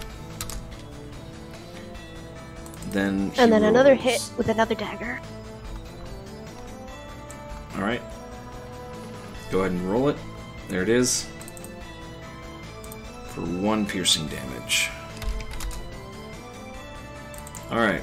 So con save versus the first dagger. DC 10. To maintain concentration. Yep. Saves. And then DC 10 for the next concentration save. Also saves. And turn. Aggie. Agamemnon is going to attack twice. Alright. That will hit. And that will not hit. So you come in with your Warhammer and do 13 bludgeoning damage. You manage to hit him in the side. And again, it feels like you're just hitting armor. Well, that's no good. And that ends his turn. Alright, he will roll concentration. DC 10. Succeeds. Awaiting commands. Continue, booyah. Continuing booyah. Firing chaos blast. Pew! And now Sivart fires this chaos blast towards this big red marrow. It hits him in the shoulder, but the marrow seems unaffected. And it laughs a deep, guttural laugh.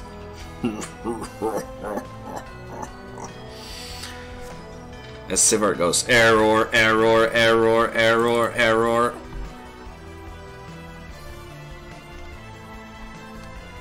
Sivart's not a bard, is he? No, he's just a warlock. Who is the other? Oh, you were the other bard. Right. I'm seeing if he has any bonus action spells. Doesn't look like he does. No, just his bonus actions are for healing. Yeah.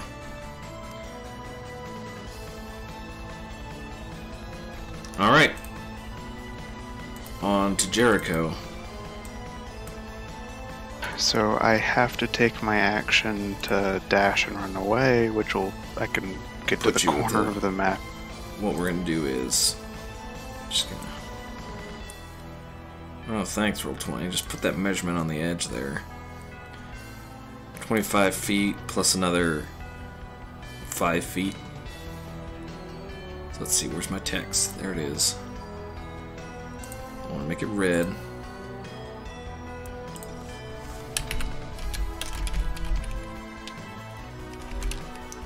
5 feet off map.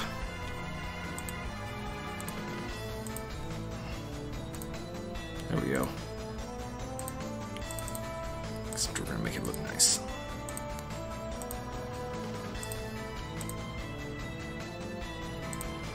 There's gotta be a better color here.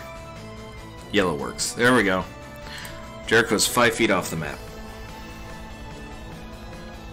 And I am not out of sight of him, right? So I can't roll No, it's basically you're in the big open ocean.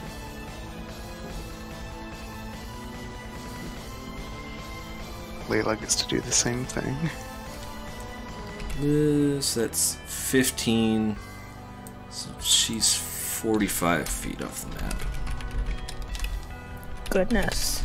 Because you can swim. I just fucking noped out of there, my dude. Sorry, friends. Lelia. Fuck this shit out, man. The big red marrow. So many targets, so little time. As he swims up 10 feet, just above you, swims over 15, and then down another 10. Yeah, he's on the other side of you now.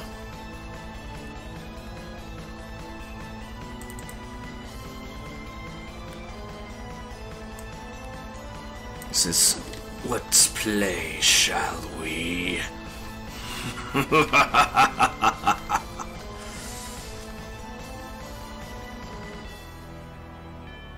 Huh.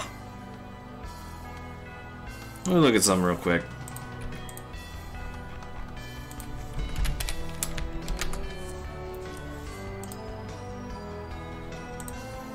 Pretty sure I put it in as token here.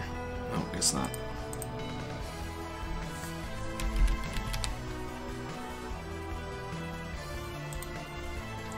This is the right one. Okay.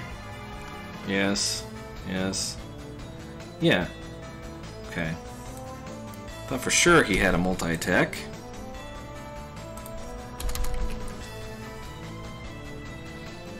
One with its bite and two with its claws or great trident.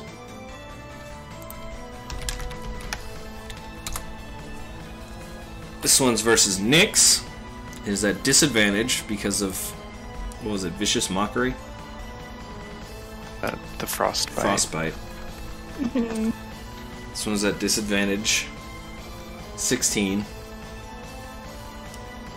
Still hit. So you take I can't take reactions while I'm feared.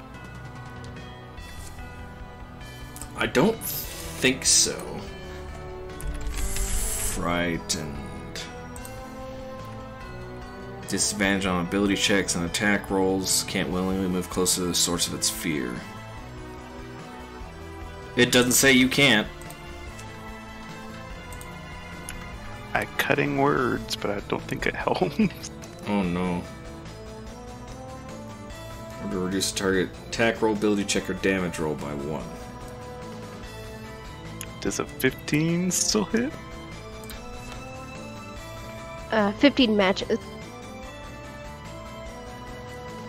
So close. You're just Or you try to violin. you try to throw out some cutting words, but it just totally fails because you're frightened. And I totally forgot to do something real quick. You didn't see anything.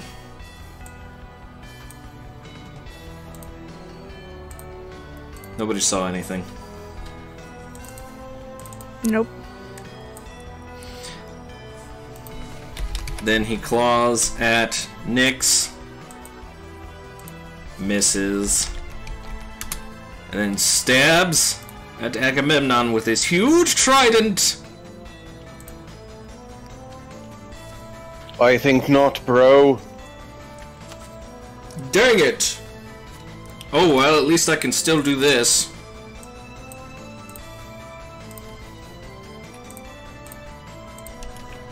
Oh, hey, Silver.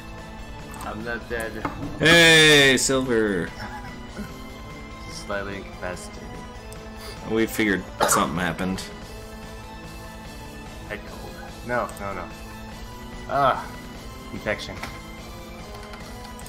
You got down with the sickness. Oh god. Oh no. Jericho Yes. dies of pun-related injuries. Not to worry, your friends are just getting murdered by a giant marrow. A giant marrow. He's a big scary jerk and chased off Layla and Jericho already. I'm literally 45 feet off the map. I have just fucking noped out of here, man. Sivart Bot has been amazing entertainment this session. Awesome. Ha Glad I ha entertained ha you. ha. Oh my god. But it's hexed, and Seems what I'd naturally do. it's doing that thing where it's just absorbing your Chaos Blast. Oh, great. Don't use Chaos Blast. Excellent. Not the hex, but Layla's curse goes away. Did I use any of my other spells? Just hex. Just Hex. Alright, now I know where I'm at. And you cast water breathing on everyone as a ritual, of course. So you can breathe underwater. Just to give you a quick recap. Prince Shoal showed up to the prison thing and rescued Layla as well as the other Tritons. Yay! You can go back and watch if you want, but essentially, someone has this magical artifact called the Rod of Aquatic Dominance, and they're using it to control the Grung, but not all of the Grung are affected by it. And there's an imposter Prince Shoal in the castle. Or you're talking to, or you were rescued by the imposter Prince Shoal. The party isn't sure. Great. Awesome. And a Grung shaman told you guys that the Grung needed to side with the Corrales Triton, or else they would be eradicated because of a prophecy. This makes sense. Basically, that's all that you missed. Spells used once. And we're on to Nyx. Yes, so I'm gonna swing and turn around and then stab him some more.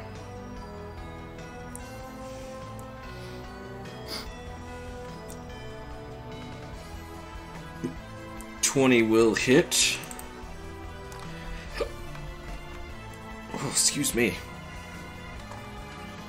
Alright, so 17 concentration DC 10 fails. Loses concentration on the spell.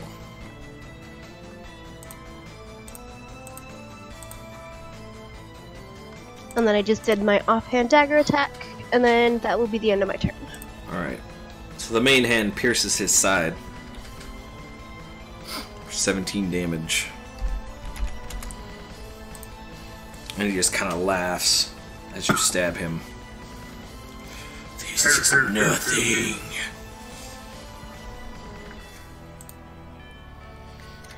Every little bit helps. Agamemnon moves down next to Nyx so he can protect her with his shield. She'll just move away later in. Hey, I'm here too! Wait for me, guys! The prince shows up with a trident in his hand. He says, I'll fight too! That's your brother? Sadly. He's got a glaive. And, Get next to me if you want to live. He says, okay. And he swims up as close as he can. And I should probably put in his stats. 37, 16, okay. Come with me if you want to not die. He says, very well. It's like, Did he go ahead. like pass us swimming away at the traffic light?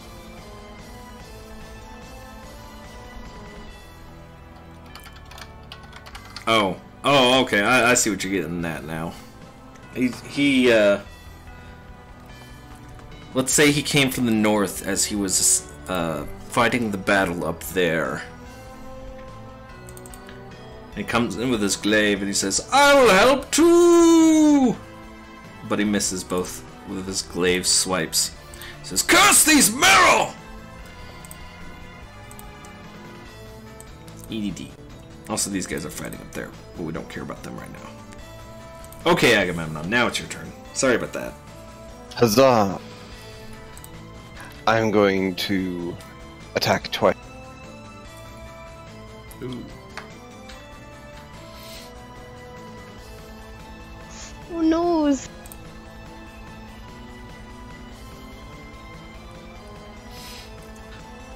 Alright.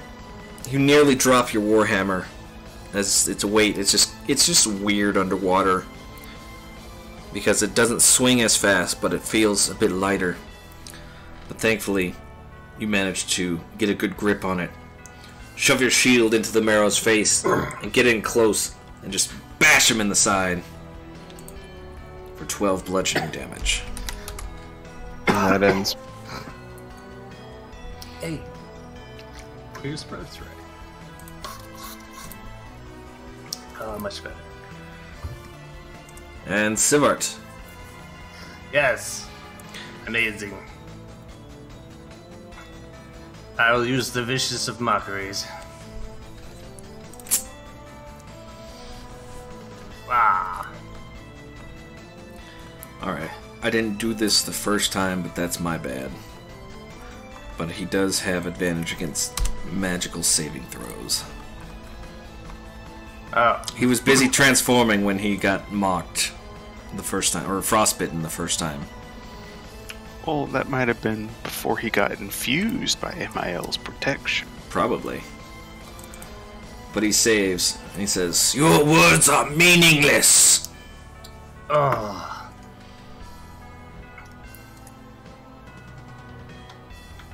Who's this guy over here? Oh, that's a battle is going on, essentially, and this is the captain. The Gotcha. Grung are Alright. fighting, as well as I am- some Triton are. I am done. Alright, Jericho, you are 5 feet off the map, so you have 25 move speed from where you are. Well, technically 10, unless you dash. Right. I'll get back into range a little bit. I'll move over here. And yeah, he's still in range.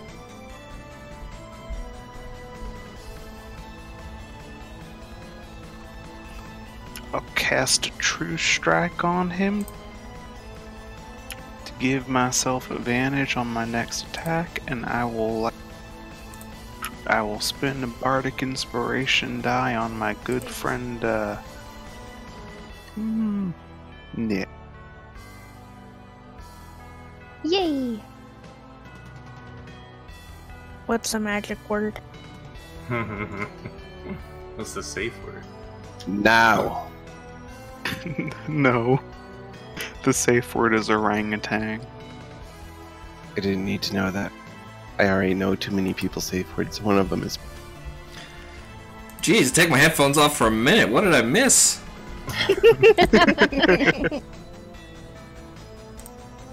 No, but I heard True Strike, and then Jericho saying I used my inspiration, and then someone had to talk to me, so I missed that part.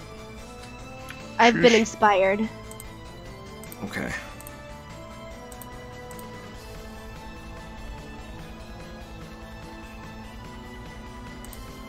Alright. Top of the round with Layla, you find yourself, you're no longer afraid. But you're several feet away.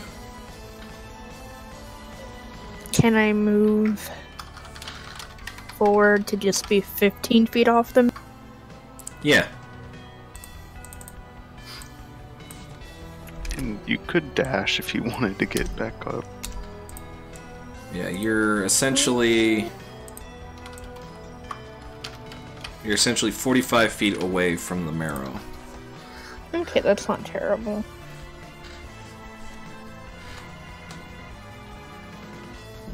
By the way, Prince Shoal is a boob. Pass it on. That's my vicious mockery. Oh, I see. Yeah, That makes sense. that'll now. be my vicious mockery. Vicious Mockery. I don't doubt that has like a range of 60 feet. It's 60, and Yeah, you that's said what I I'm thought. 45. Alright. I'll just you boob. yell at him as I'm swimming forward. You boob! Says that doesn't make any sense! And that'll be it for me, sir. Alright. Yeah, okay.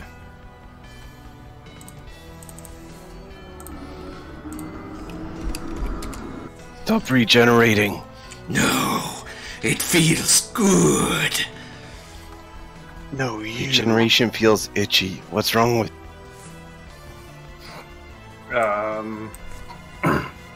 What is it to give an item in combat? If you've got the item already out, it's just a item interaction. But if you have to like dig through your bags, it's just an action. Gotcha.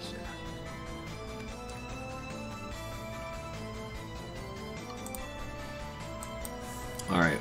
I think we're gonna do something fun here.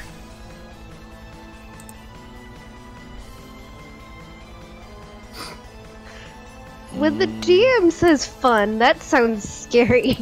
Yes. Be wary when the DM smiles. Oh, I'm smiling. 20 foot. Point. Okay. Okay. 20 foot radius.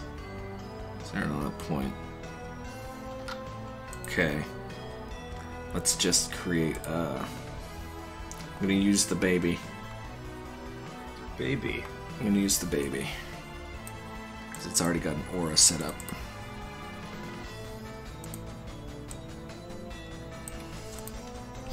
This aura is gonna be a little bit different though.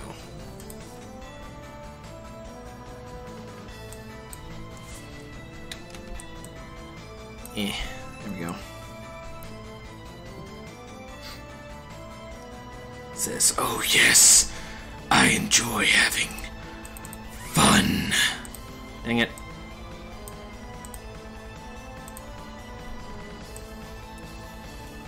Yeah.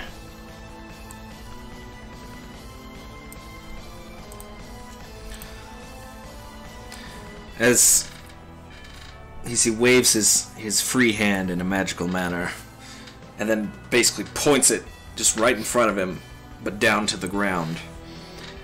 You can see a small bright light kind of fall from his fingertips, hit the ground, and then there's a sudden burst of steam and fire as he casts Fireball. Everyone roll a dexterity saving throw.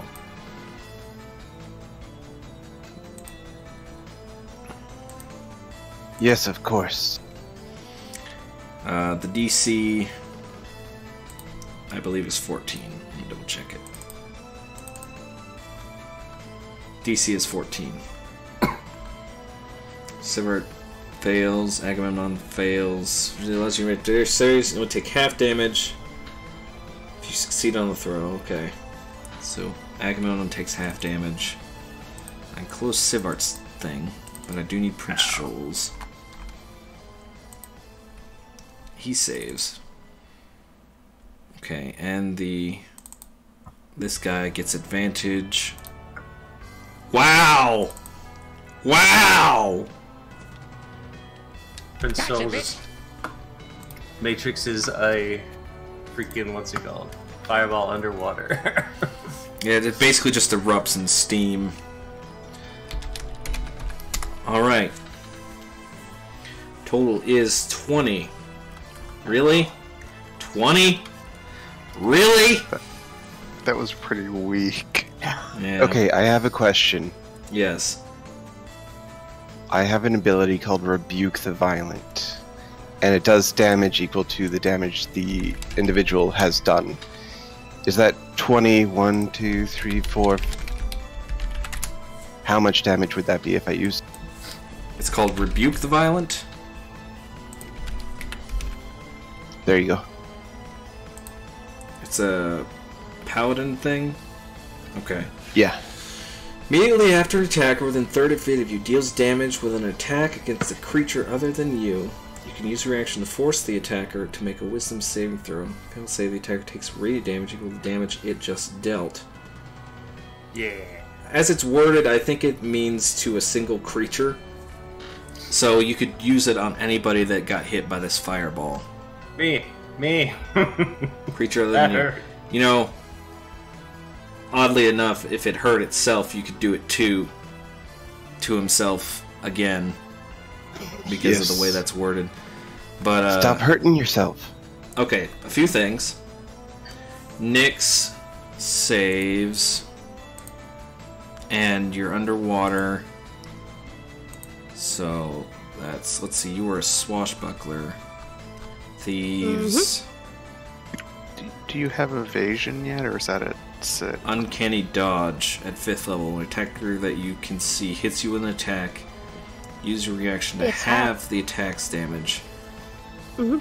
I'm not sure if that applies to spells, though. It doesn't. That's evasion. Yeah, That would evasion. apply. Okay, that's later.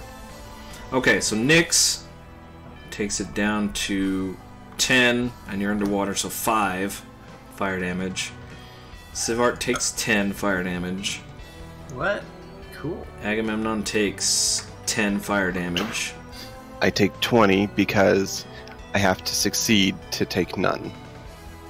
Yeah, but you're underwater, so you have resistance to fire damage. Okay. Everybody that's underwater has resistance to fire damage. And he takes 5. No, he takes 10. Even because he's naturally resistant to fire damage. Anyways, okay. Well, that didn't go over as planned.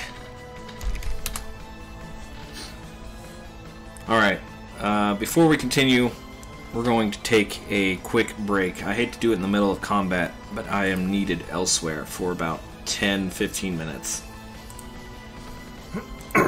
No, That sounds like sexy times. Have fun. Yeah, except I'm not married. Lucky you. Yes, indeed. Lucky What? him. But I want to be, though. Alright. BRB music. We'll be right back, guys. Just bear with me. Sorry I gotta do this, but, you know, that's how real life goes. We'll be right back. Try and be back around 7:20 at the absolute latest. 8:20. 820. Sorry, 8:20 for your Eastern. Yeah. All of us, Yeah. except for you. All of these things. Okay, we'll be right back, guys. You know, if you divide that in half and then you add 10 seconds, it's 420.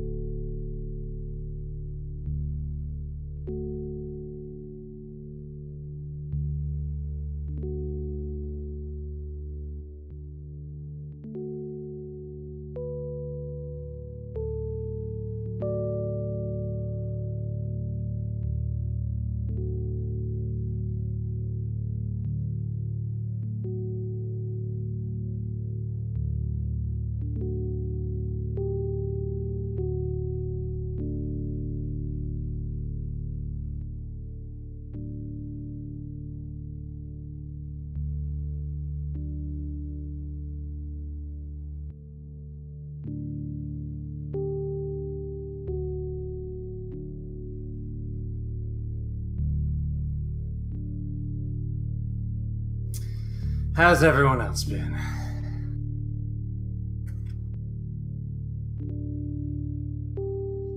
Doing well. Finally, not like feeling like death like the last 2 weeks. Oh, what did you have? A really nasty head cold that turned into a chest cold. I still have a cough. They migrated? Yeah, they tend to do that with me, but this one like lingered. Thankfully, it didn't turn into anything else. Yeah, I see. But I was very grateful for not having game last week.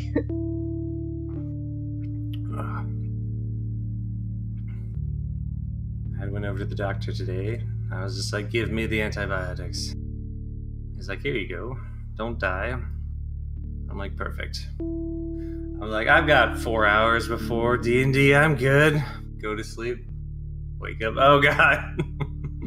What's wrong with my body? It's trying to make sure you don't die. Mm-hmm.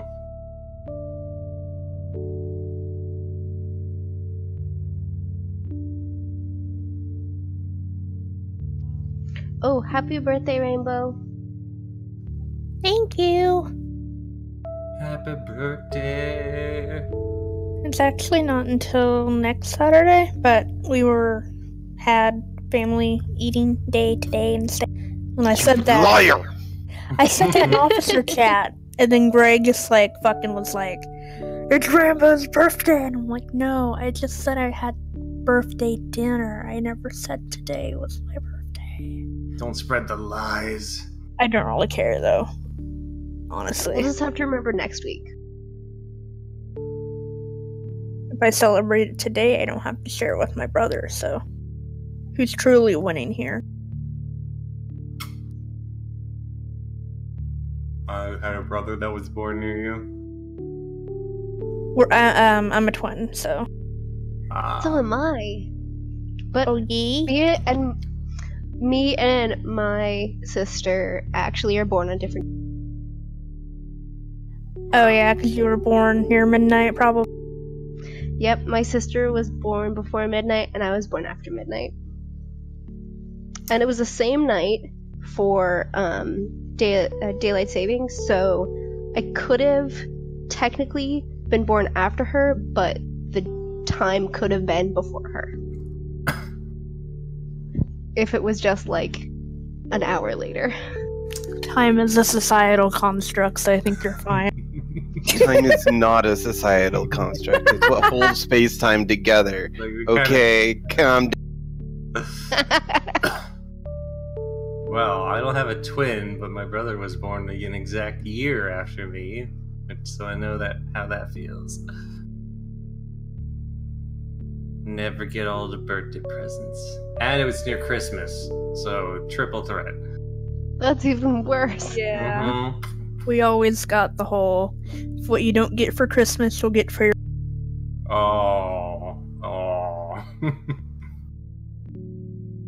Mine just happens to get all of them lumped together.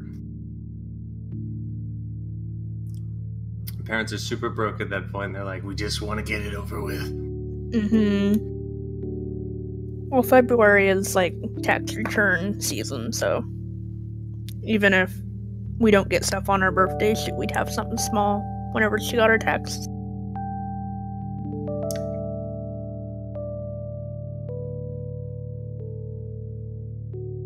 Speaking of, this will be fun this year. This will be the first year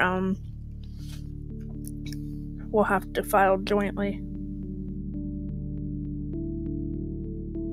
You do that when you're married, right? I don't fucking...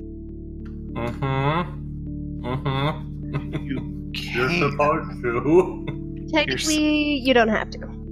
You don't have to, you can. If you want all your nice tax benefits, then you should.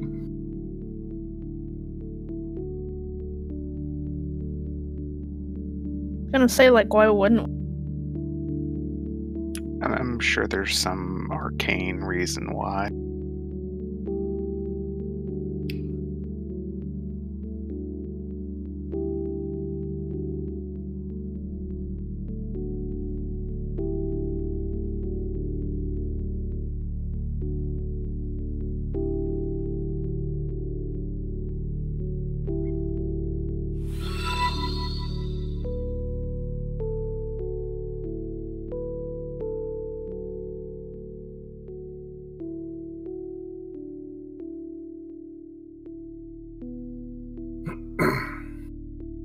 My doctor says I need to stop working. It's killing me.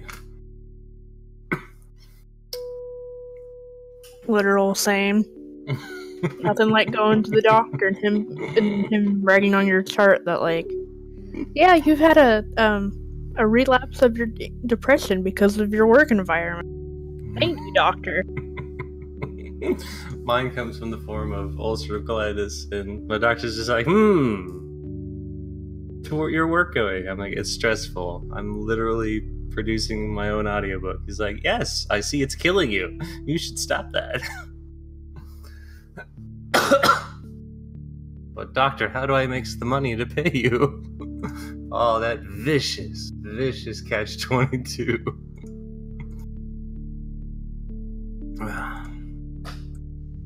The good old Orange Smile Company coming in with the sweet insurance, but also like giving me my crippling depression back. Thank you, Orange Company.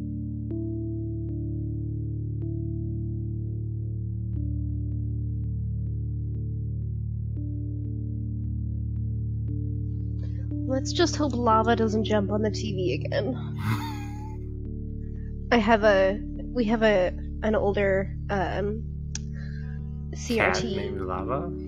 Yeah, we have a cat named Lava. We have this older CRT for our classic gaming systems, and it's on this kind of rickety shelf, and he just loves to jump on it.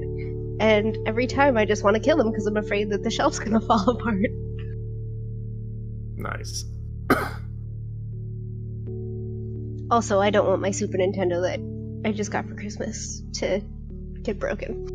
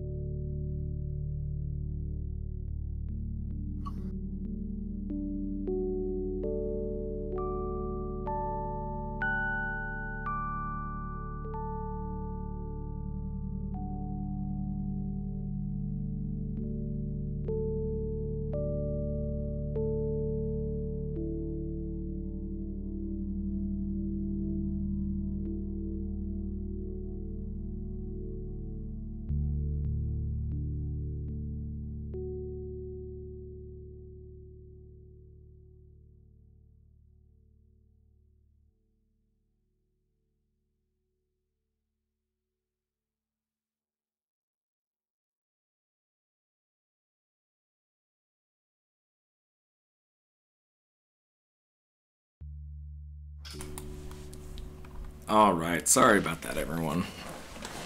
Yeah. Oh, my nose.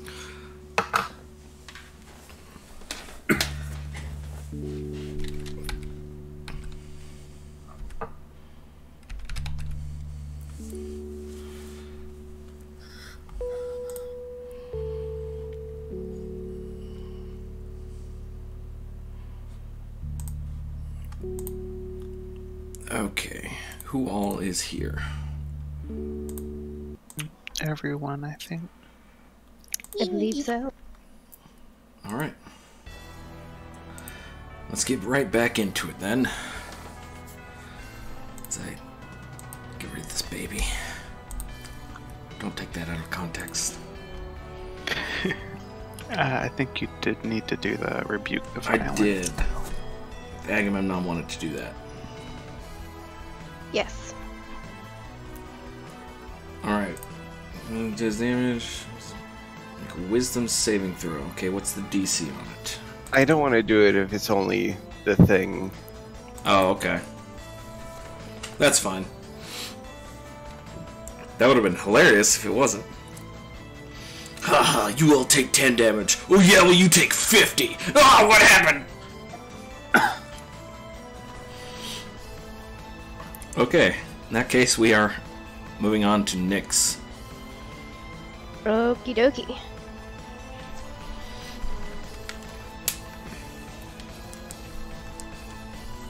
And you Oh, no. are inspired.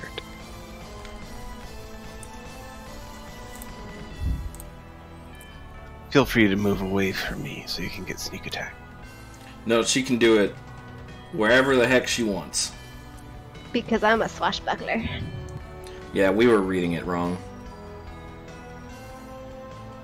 It's like she gets an additional way to use it. Yep. Not it changes. Alright, you try to stab in with your dagger, but it definitely dodges away. Swims. Chortles at you, probably. What a jerk. Yes, definitely a Okay. jerk.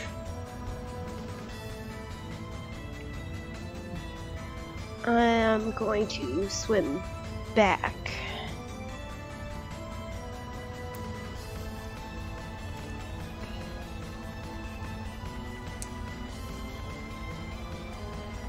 And I will end my turn. Alright, then he will attempt to... Well, hold on. No, wait, I disengaged. Oh, okay. You don't even have to. That's a swashbuckler thing. Oh, right. Because you attacked him and he's like, oh no, I want to attack you, but you're a swashbuckler and I can't because of your rakish audacity. How dare you! And he shakes his fists at you.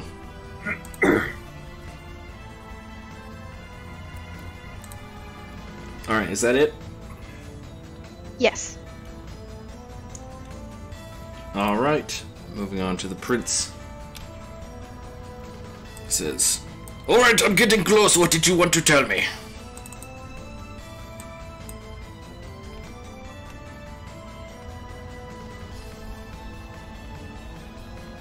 I didn't want to tell you anything. I just want to protect you. Oh, okay. I like your ears. Thank you, they're my mother's. And he slashes in with his glaive. As he's having this quite nice conversation with Agamemnon. He manages to deal 11 slashing damage to the big red marrow. And it says, pay attention to me! I'm important. I would say yeah. Okay. Aggie is going to attack twice.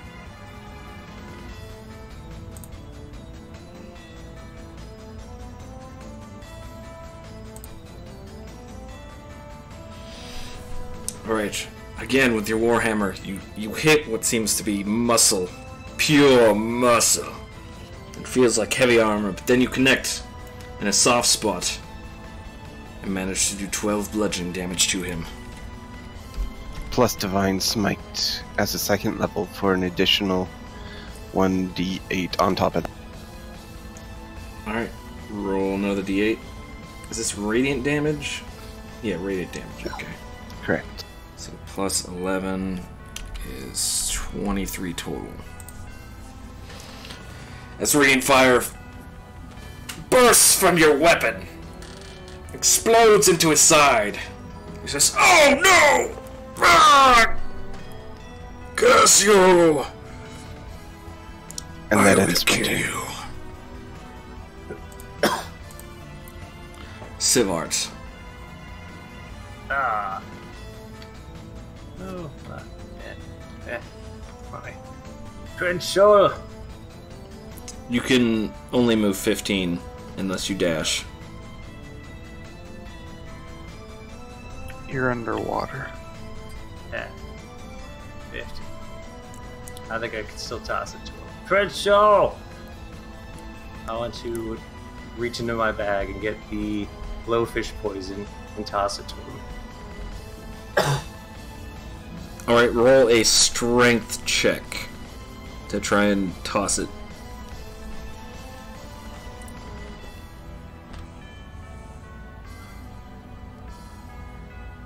Check or stay? Check. Trying to huck it as hard as you can so it gets some distance. Yeah. 19. Alright. You huck it, and he says, "What?" And it just kind of bonks him in the head a little bit, and then he grabs it. He says, "Oh, what's this?" It's blowfish poison. You can thank your sister's assassins. He says, "Okay." I'm gonna point at the big red marrow. I'm done. That's all I could do.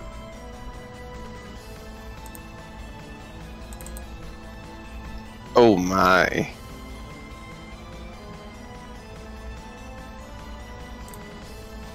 Alright, Jericho. Alright. So I use True Strike still, so I have advantage on attack Yep. roll. So I'm going to cast a level 3 Orb of Discord.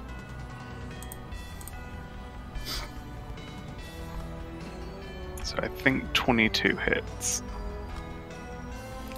Alright.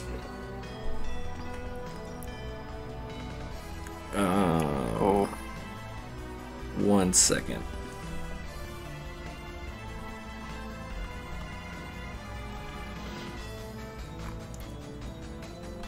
Alright. You begin casting this spell, Jericho. And you think, this is it. I'm going to end you. You throw out this orb of discord. And it connects to him.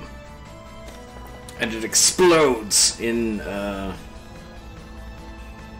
kind of damage? I had 8 and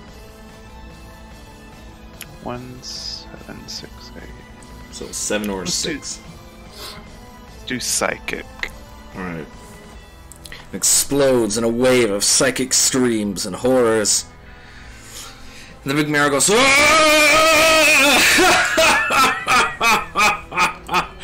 Did you honestly think that would work?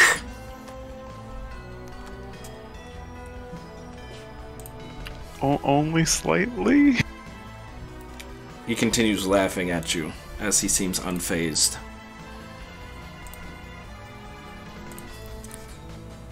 Go ahead. Keep trying to fight fire with fire, puny tiefling.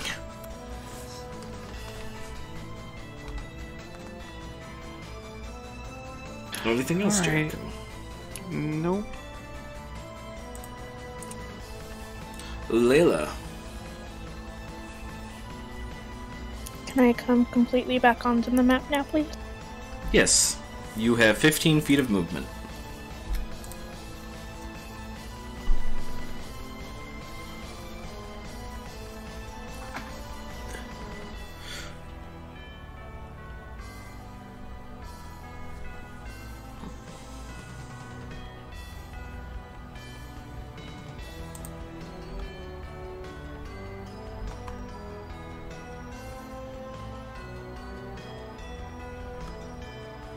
Did we lose Layla?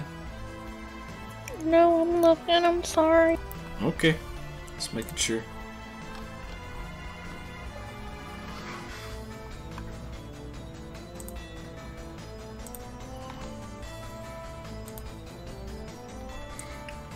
.23 versus AC will hit, fire, or psychic damage. Psychic, please. Layla, you throw out a small bolt of energy that seems to just sort of disappear, but then you can see the red marrow kind of, almost as if he's been punched by something just as big as him. So you can hear just faint whispers. Your mom gay. No! Get out of my head! Nah. As it takes 11 psychic damage.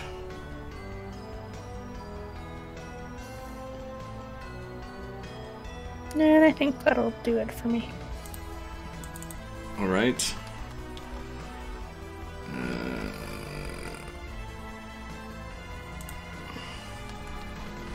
I'm doing that thing you hate.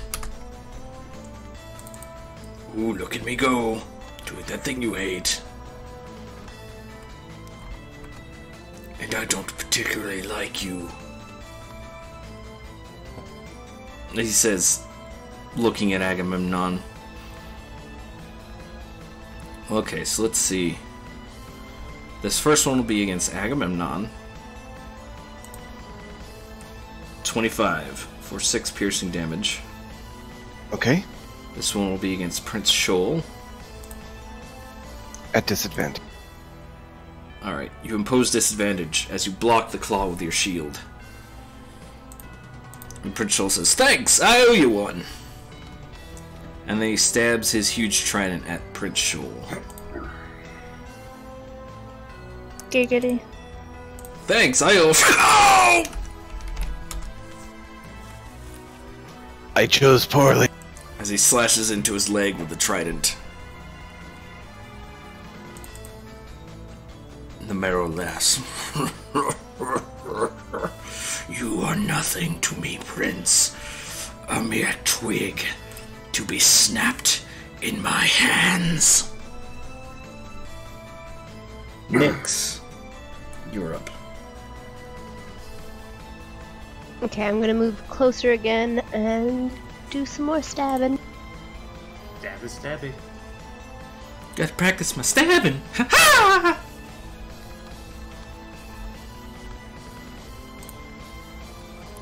You come in to stab with your dagger, but there's just too much of him, too much bulk, and you can't pierce through his thick armor.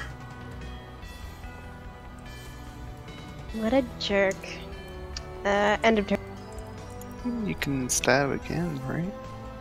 If she wanted to use her bonus action, yes. I guess I could try. Okay, that's a little... You stab again, this time finding some fleshy bits. And I'll use my inspiration. That just is for an attack, I believe.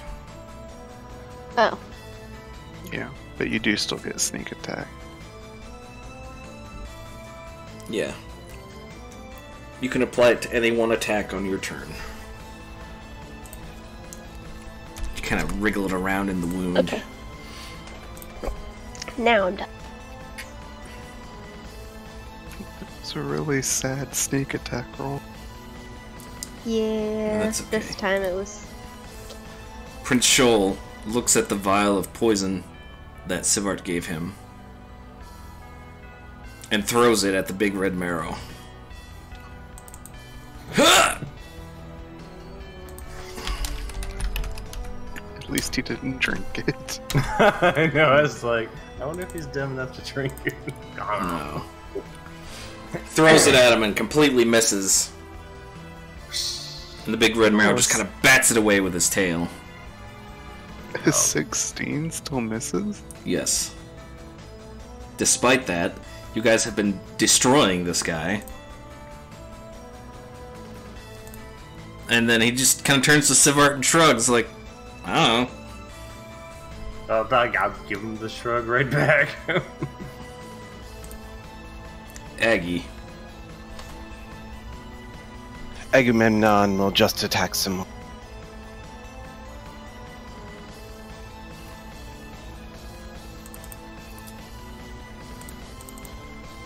Let me look at something real quick. Yeah, okay. Again, the Warhammer just doesn't feel right underwater, and you keep swinging away at him with your Warhammer, and you just keep missing as your soldiers' instincts are taking over. But thankfully, you're disciplined enough to correct them. And your second swing connects for 10 bludgeoning damage. And And he appears to be in a very bad way. Sivart.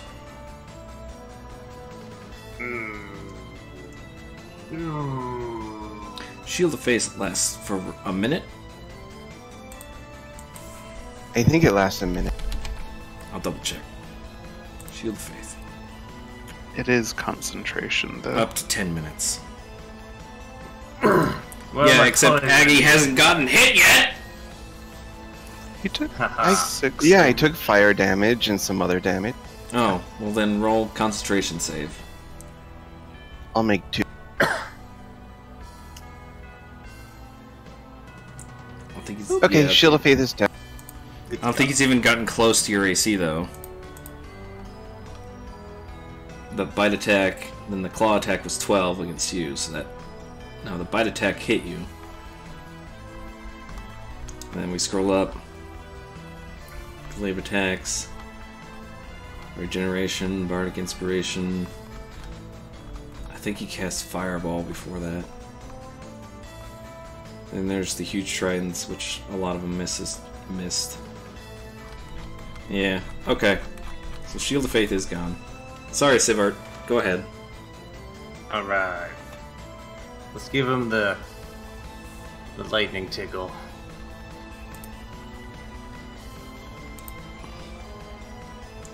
Oh, brilliant. This will be fun underwater. I will portent that to an 8. Alright, so 8 plus 7 is 15. So you reach out and you kind of get a little bit of spell feedback, but for some reason, instead of zapping yourself, you just the spell just kind of zaps a passing guppy or something. Wow. Works on it. It just a 90-degree turn and it's a guppy. Well, it's like a blowfish, and you zap it, it just puffs up and just starts floating and swimming away. No! Alright, I'm done. But unfortunately, your shocking grasp does miss. Kind of hard to get those lightning spells working underwater. Jericho.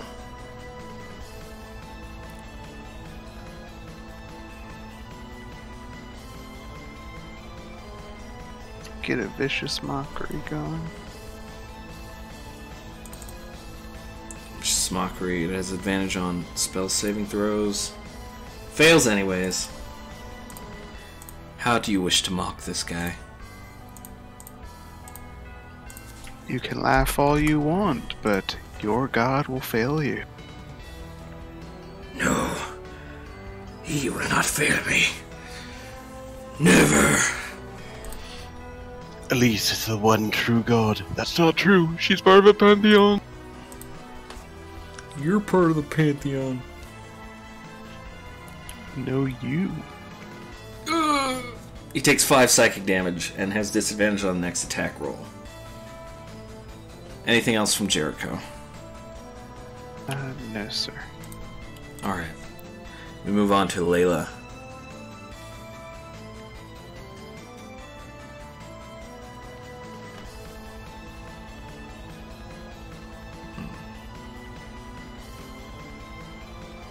Sorry. It's okay.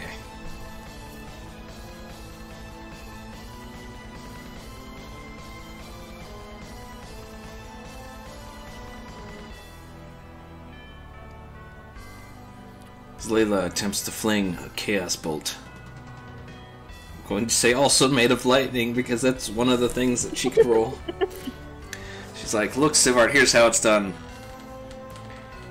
The spell blooms out around her, just kind of shocking everything nearby. As the same blowfish that was running away from Sivart's shocking grasp runs into Layla and gets zapped. Oh god. Just lightning everywhere. And this poor Like we did blowfish is now dead. Layla, why? One of your subjects. It's not, it's like saying a mouse is one of your subjects. One of your subjects.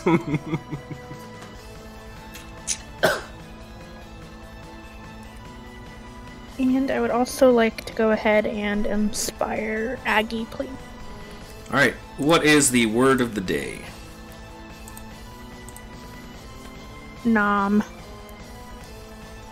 Aggie, you begin to think Alright. of all the delicious food that awaits you on the surface, as opposed to those bland isopods. It all tastes of water and silt. It's good. I can't wait for a good dwarven stew. Dwarven potluck surprise. Indeed, little voice in my head. No problem, bro. Oh, it's Alora, okay. No problem, Dad.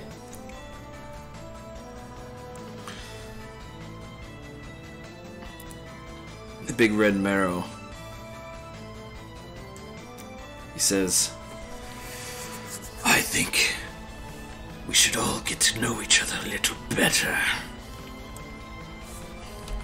Just kidding, I'm actually going to go over here. Sivart, Shoal, Aggie, and Nyx may make opportunity attacks if you are wielding a melee weapon. I am.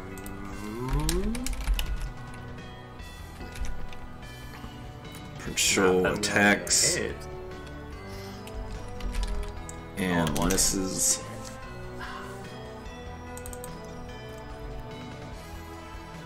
Haha! Okay, that is a piercing weapon. That still misses. 7 and 5 is 12. Takes 12 piercing damage.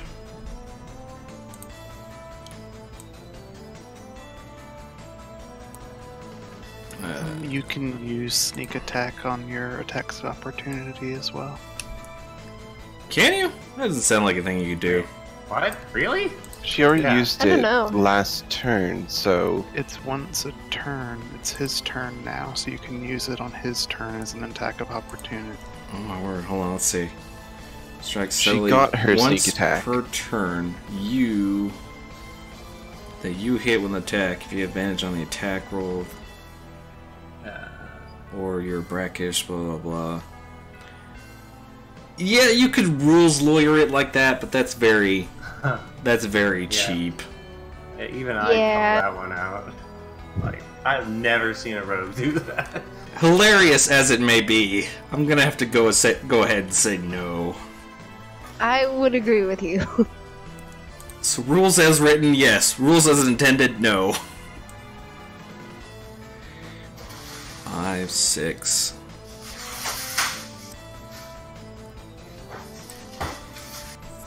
I think that hits. Let's do the corner to corner.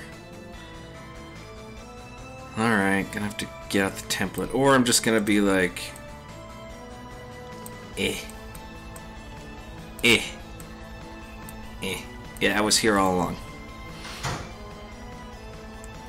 Okay, so Sivart, Prince Shoal, Aggie, and Nyx will need to make a wisdom saving throw versus fear. DC 14.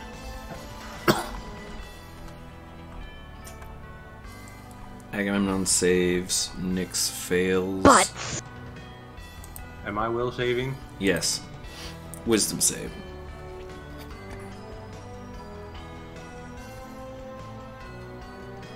Sivart succeeds. Okay, so Prince Shoal and Aggie are feared.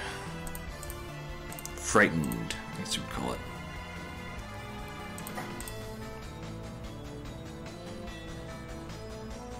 And that is his turn. I also failed. Oh, Aggie saved. Right, my bad. Sorry, Aggie. It's okay. I wasn't afraid.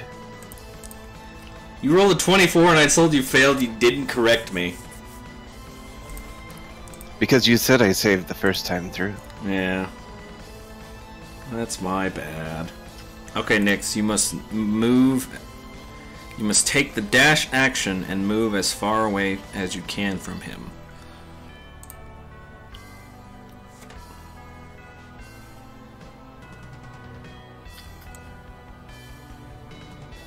Alright. You still have bonus actions and reactions if you want to use those on your turn. Okay.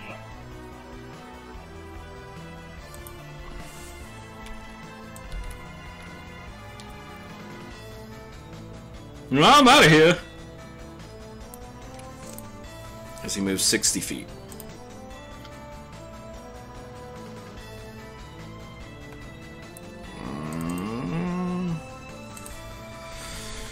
Trident. Does it have reach? It does not. Okay.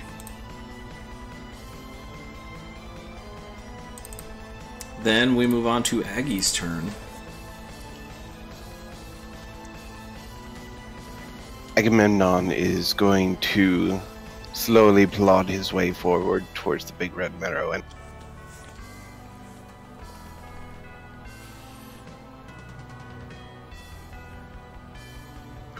there.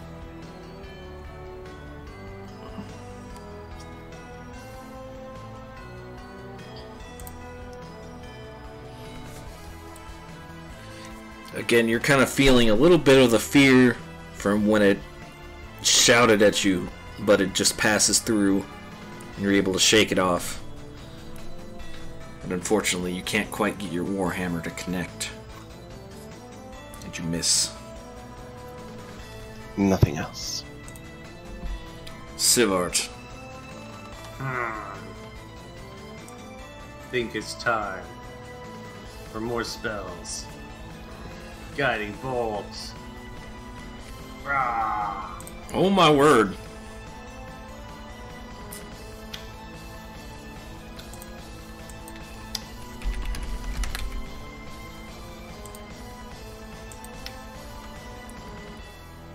And hex damage.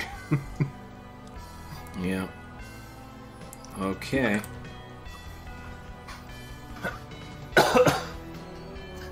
Sivart ultimate pew pew attack. Guiding bolt. As Sivart, you pull back and you basically say, "It's time to end this." And you pull on the power from your bond, the celestial bond that you have made. And you pull out all this innate power from within and fire a giant guiding bolt onto the big red marrow. It strikes him dead in the forehead. He goes,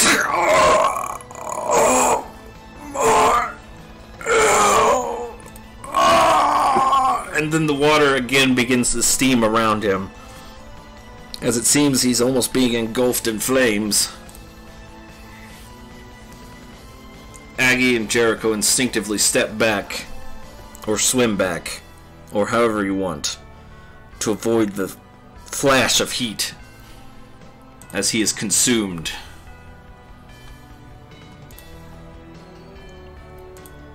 After only a minute, there is nothing left.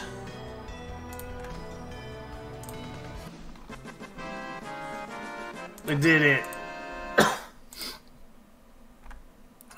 Seeing their captain fall, the other Marrow shake off their attackers and begin to swim away. The fear effect ends.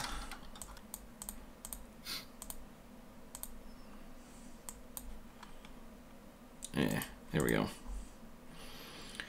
Eventually, everyone regroups. as Prince Shoal comes up to talk to you all.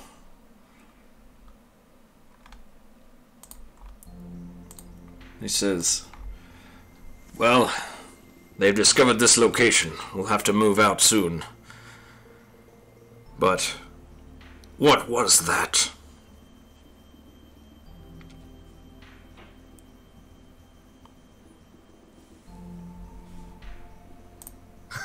Nobody knows. No, not really. My brain's very foggy. Oh, You'll good. have to forgive More me. questions. Well, Prince Shoal, you didn't even break the vial on him. I didn't know what you wanted me to do. You just tossed me a vial and said, "Here, it's blowfish poison." What do you expect me to do? Shove it down his throat or something. Oh, yeah, okay, sure. You jump down the giant monster throat. I'll stay back and watch. Good. You could have put it on your blade. Oh, yeah, okay. You can't. How are we supposed to put that underwater? Yes, exactly. What he said. Besides, I don't think blowfish poison even affects them. Oh, brilliant. I mean, they eat grung. When was the last time you tried to even touch a grung? I haven't. I've actually traveled with one for a while. He's got a point. Our skins are very venomous. Poisonous, actually. Venom is if we bite something.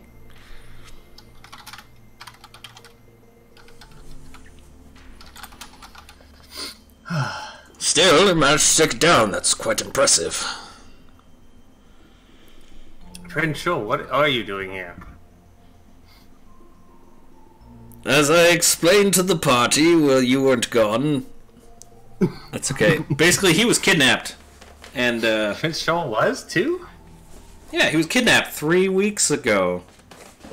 Wait, we got here more than 3 weeks ago. Less than 3 weeks ago. Then who's in the palace? An imposter! Layla, come here.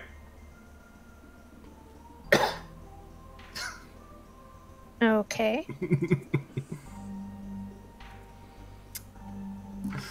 How would you prove that this prince is the real prince? We don't know yet, but How about you test him? okay.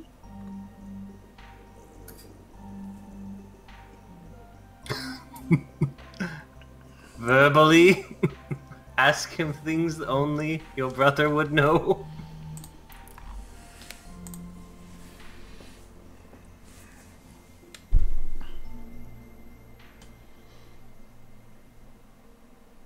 Where did the pearl on my necklace come from?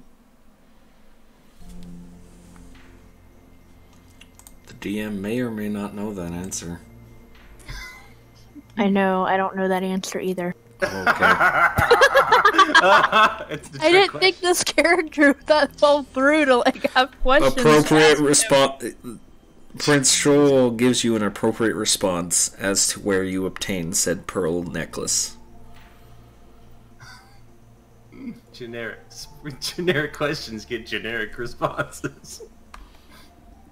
Like What do he, you want me to ask him? He says it was for your 7th birthday. Mother Yep. gave it to you. Mm-hmm.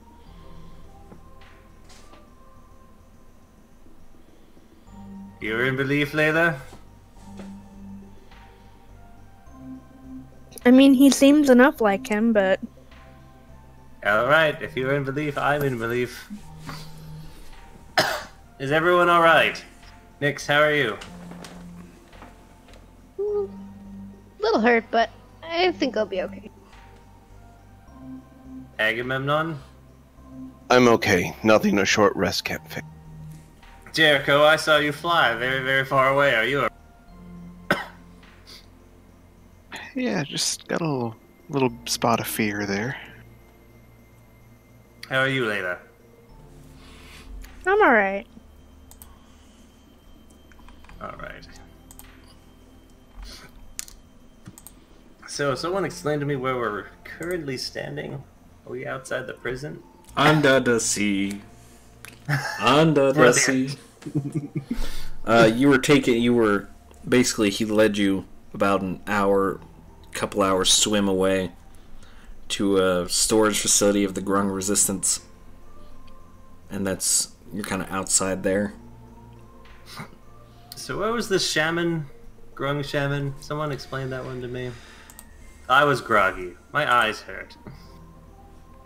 I went into auto boot mode. Auto boot. So it just uses every pew pew and that's it. Agamemnon, Yes. will you summarize what happened with that Grung shaman? I have no clue. Jericho, how about you? I don't know why I asked. Basically, the Marrow used to live in Corrales Kingdom. The Triton wanted to kick him out, so they wanted to get an artifact that's the Rod of Underwater Dominance or whatever, so that they could control the Grung to help them fight the Marrow. Shit hit the fan. Triton control Corrales now. The Marrow are kicked out. Rod was in King of Triton's hands. Since then, Shoal got kidnapped and an imposter's in his place has gotten the Rod and is using it to control some of the Grung, which are the ones that have been bothering us up until now. But the Grung under the real Shoal are the nice ones that aren't controlled and still want to work with us to kill the Marrow. Where's our sadistic friend that locked us in a box? Is he good or bad? We're actually not sure on that. The Grung, only Grung of weak willpower are the ones that the Rod can control. So we're not sure about Melum because he's not weak-willed, but he was mean to it. I wouldn't call Melum weak. He might be just a traitor, of his own accord. Layla, if we meet Melum again, what should we do?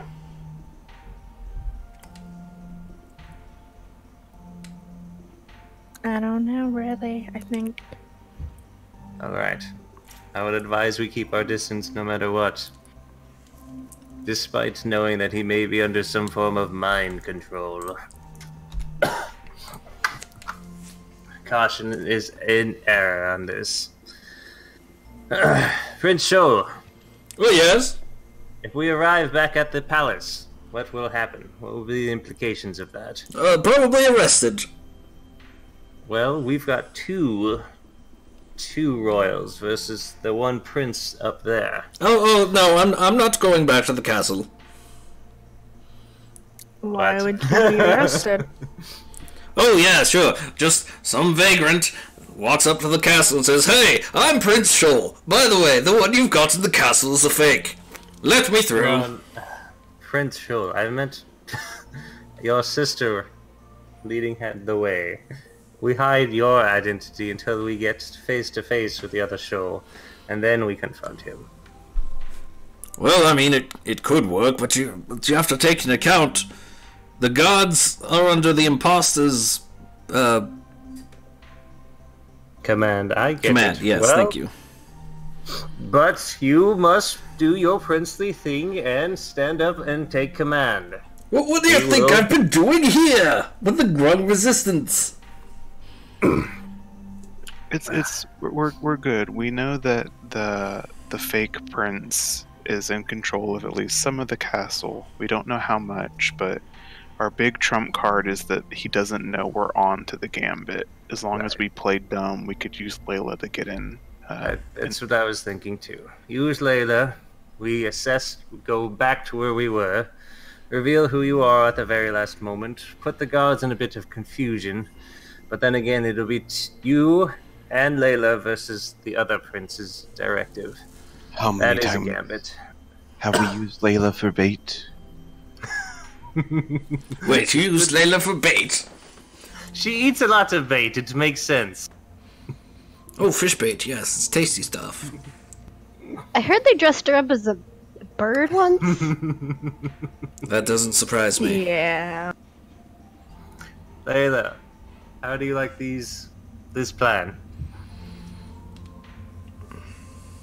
It's in line with our last few, so why not? All right. All right, but I don't think me going to the castle is the greatest idea. Prince Sho, we believe in you. Your people will see right through that imposter. Very well. Maybe we should dress you up a bit more royal. Well, first we have to dress him down because we have to sneak him in. Yes. Fine. We can figure out A the disguise. particulars of this plan. But first, I believe the GM has something to say. Oh, yes. Well, thank you, Prince Shaw. Oh, of course. Anyways, at this point, learning about all of this dialogue and the history of the Corrales Kingdom, your adventures and your experience come together. And you feel like you have grown. Another level. Yeah. Everyone is now level 6! Dun, dun, dun. Level 6. And that's really all I had planned for today. So we're going to do levels right after I go use the bathroom. Hey. So I will be right back. We're gonna keep this music going. We're gonna change it. There we go.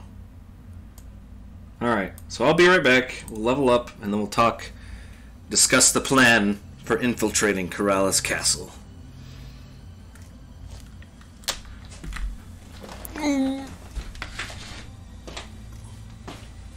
Sivart, I think you made me sick. That's what I do. I get to learn another spell. And patron. Oh, all my fire damage goes up. That's right. I wasn't really ready to level up. I don't really know what I want to do.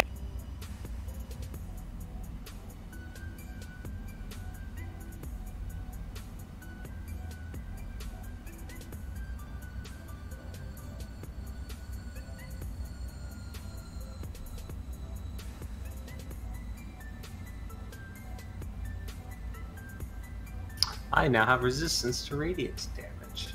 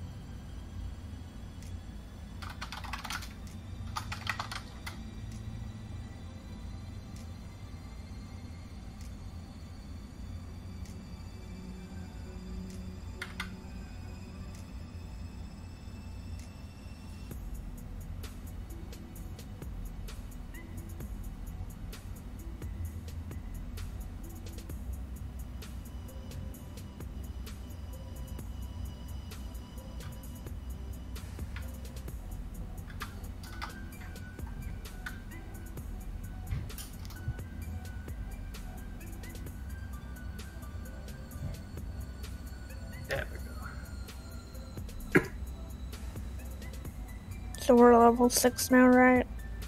The levels of the 6.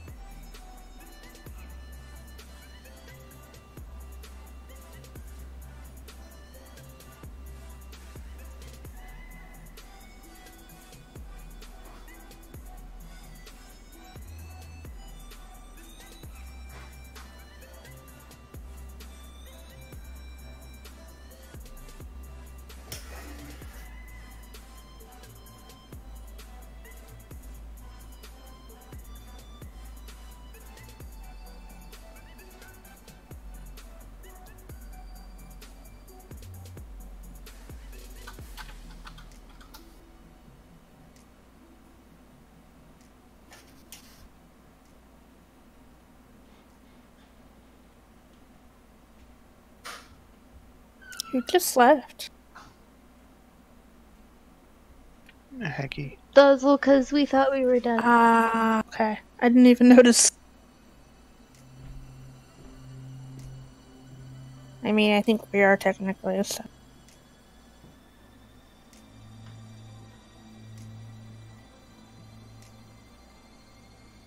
He has the tireds. I do too.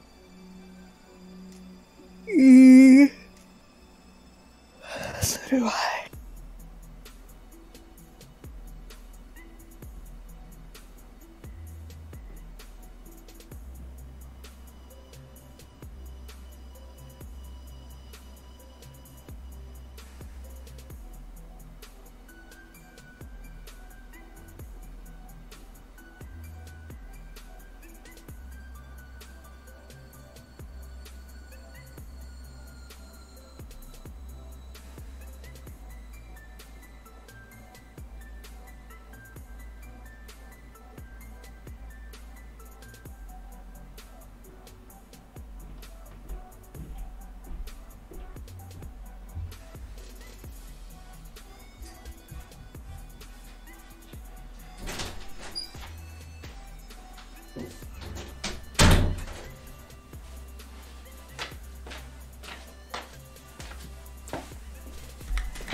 Oh boy. Wednesday is coming back to haunt me.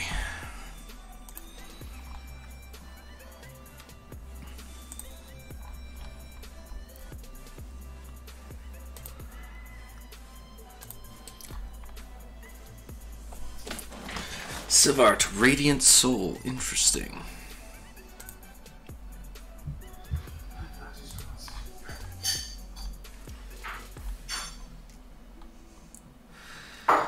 You serve as conduit for radiant energy.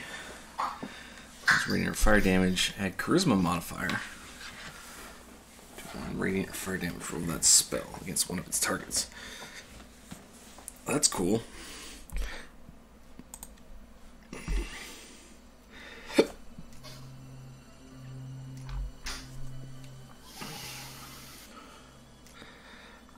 Alright, has everyone decided what they want to do for their level? I believe so.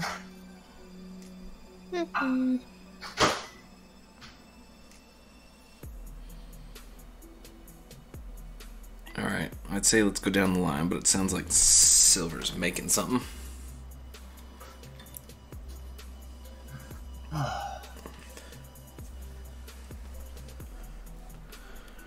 Also, I'm still gonna have to have.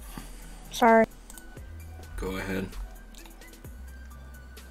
Sorry, I was just gonna say I'm still gonna have to have Ren look over mine with me. It's fine. I can help you with it. Okay, I think I've got all my stuff. I gained 7 HP, just taking average. I picked up 1 new spell, level 2, Flaming Sphere, and I swapped 1 spell, Minor Illusion, for Prestidigitation. And the newest ability I got at level 6 was Radiant Soul, which adds 4 damage to anytime I do fire damage or radiant damage. Only once. Yeah. So like on the multiple shots from what's it called? Chaos Blast? Yeah, the multiple shots, it'll only affect one of them. Yeah. Forgot that fires twice. That was an error in my programming. Jericho, what are your plans for level 6? I'm taking Bard 4. Alright. Bard 4. Ability score improvement. You know a 3rd cantrip as well as another spell. And you gain a 2nd level spell slot. Oh no. That's the cast Minor Illusion. Yeah, I took that. I know basically every cantrip Bard spells have now. My word. Alright, let's see. Spell slots per level. I have the spell slots of a 6th level character. Yeah, so you gain a 3rd level spell slot. Okay. Then let's go with Layla. Also, Jericho, what did you do for HP? I took the average, which I just got 5. Okay. Layla, what are you doing for level 6? Bumping up one more level for Bard. Alright, Bard level 8. You know one more spell.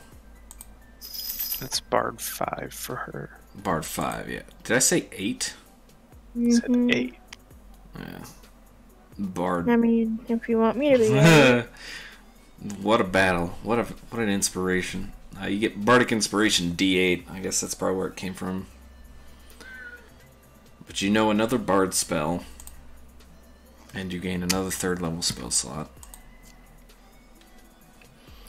So Bardic Inspirations for Layla are now D8s. And you get the Font of Inspiration. Yep, Which means now you get all of your Bardic Inspiration back when you finish a short or long rest. Very nice. Layla becomes inspiring to everyone. Okay, moving on to Agamemnon. Paladin level 6. I gain nothing but one thing. Aura of protection. Aura of something. Aura of protection. It's a +3 to any ally within 10 feet to any saving throws. As long as you're conscious. As long as I'm conscious. And I took average HP. Okay. So, everyone remember, as long as you're within 10 feet of Agamemnon, you get a +3 to all of your saving throws. I put an aura on my character. You can allow them to... Okay. Allow to see it. There we go.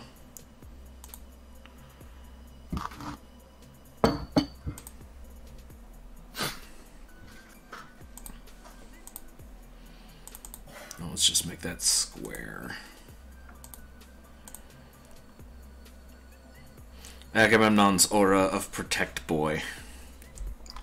Aura of Protect. Oh. Do you have a token for Flaming Sphere? You know, I do. Yay.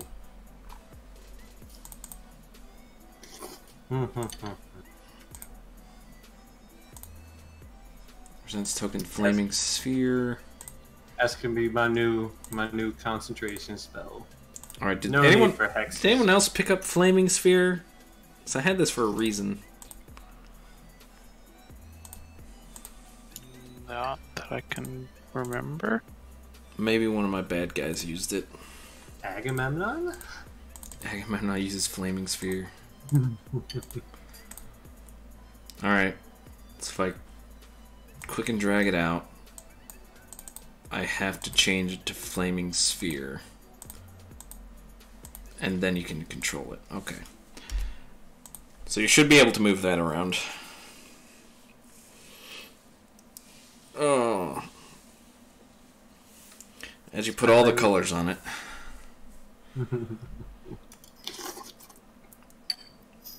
Alright. It is flaming. Well, you can't see me, but I'm double face palming. I'm glad you got the rest. Double face palm. Alright. Sivart, do us the courtesy of muting yourself while you eat your noodles. Oh, good point.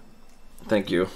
I hate to be rude, but some of us don't want to hear you eat your noodles. Layla rolls a d8 plus 1 for HP? Okay. Let's move on to Nyx for level. I gain, I'm doing another level in Rogue. I gain 2 expertise, and I chose Sleight of Hand and Deception. Alright. And I haven't done my HP yet because I don't remember how that works. You can either take half, which for rogues is 5, plus your constitution modifier. Or you can roll a d8 and then add your constitution modifier. That's how much your max HP increases. Okay, I'll do average, which is 5 plus con modifier of 2, that's 7. Okay. Layla, I know I put it on your backgrounds, your character sheet somewhere. You rolled for HP before, didn't you?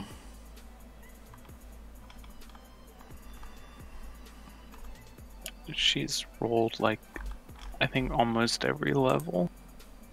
Oh, me? Yeah, and... Yeah, I roll for everything because I hate myself. No, it's okay. It's fun to do it that way. I thought it was on your sheet somewhere, but...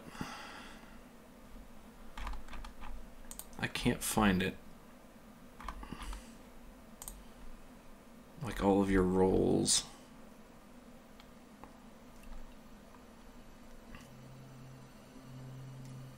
And maybe I put it somewhere else, and I'm just too much of a scatterbrain to find it.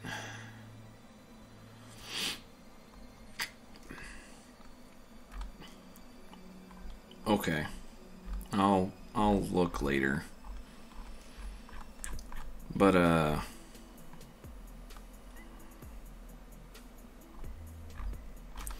right. Does anyone need any help with leveling up? Or choosing spells or anything to that effect?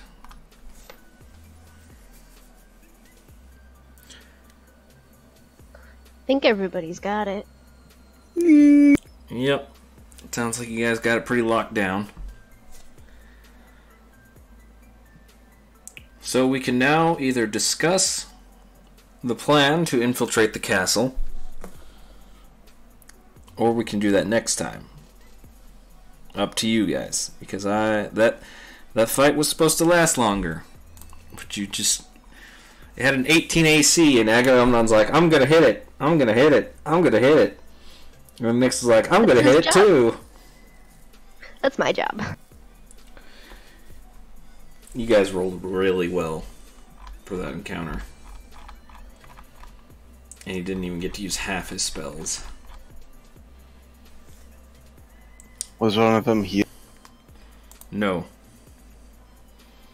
He just naturally healed. 10 HP every turn, by the way. What a jerk. Yeah, and you guys still managed to kill him. Really, it was that death blow by Sivart.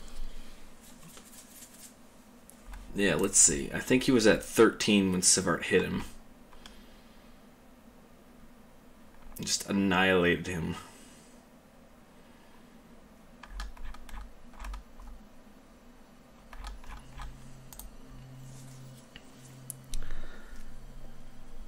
Alright, so you guys want to just sit and talk about your plan for the castle, or do you guys just want to wait for next time? Storm the castle. No, wait. We should definitely not storm it. Have fun storming the castle. Alright, I'm still a bit, foggy about how we met a shaman. Where did he come from? He was with the prince in the cave that he brought us to. Oh. Right, where's he at now? Still in the cave. Let me, Still back. There you go. There's a grung resistance, basically, and while he's been Hello. kicked out... So there's a third resistance? No, so there's the grung are split in half. The half that are controlled by the rod, which is currently in the fake prince's hand, and then the half that are good and against the marrow, who the real prince is working. Okay. As far as you guys know. Mr. Imposter Prince is only in this to get to that rod. And we know Layla's dad is, dying. Not dying, just sick. Oh, just poisoned or something. Poisoned, yeah. His body is recovering from the damage done by the poison. So, this Imposter Prince has this rod that's been controlling like very weak Grung, and that's what creates this other resistance force that's also with those weird guys that we kill.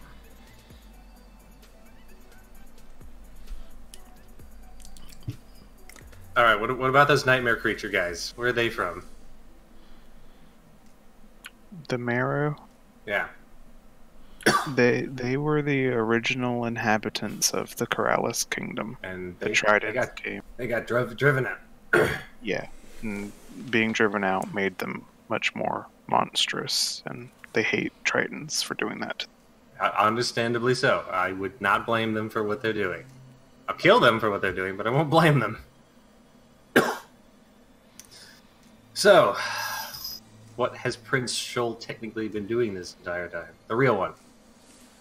Just leading resistance, that's it?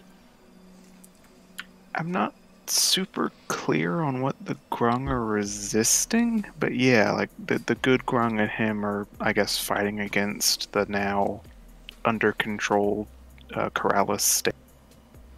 So they're just like resistance fighters fighting against a resistance force that's been falsely made up. Well, there's a rebellion and there's a resistance. I'm confused. The rebellion are the Grungs that are fighting against the Triton because they're being controlled. The resistance are the Grung that are not controlled, that are trying to stop the rebellion and get the rot back. Gotcha. So, how did Shoal end up here?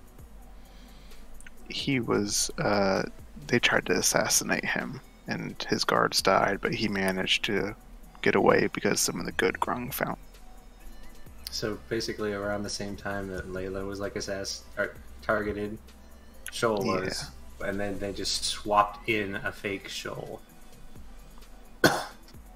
Okay. Which, and I just put this together. I mean, while the king's been out, the Shoal, the fake one, has been running the country basically, and he put himself into a position of power for a good reason. And they're under a state of emergency because of the Grung rebellion, which they're controlled. Okay, but that one doesn't make any sense. He could stop the rebellion at any time because he's technically controlling them. Why? Yes, but the question is, does the king know that? Do the people know that? He's using it like as a state of emergency to give him like war powers type thing. War powers against who? That's the thing. The Grung rebellion. He's making the Grung rebellion. Yeah, so that is a good question. Why is he doing it? Mm-hmm. And unfortunately, Prince Shoal can't answer that for you. No, Prince Shoal can't. That one I get. The real one can. I get creating it, everything, and then collecting the power. That's cool, but once you have the power, it's usually time to solidify it and keep the power. Why isn't he doing that? That's what concerns me. Yes, that's what concerns Prince Shoal, too. Our little Petan's force of resistance fighters shouldn't be enough to consider him from being like, oh, I saved the day, now I should be king, everyone give me power, Dad's still sick, oh, Dad died. That would probably be the next step right there. I mean, if we're going all Palpatine on this. Well, that's the... that's the... You gotta remember, right when you did that.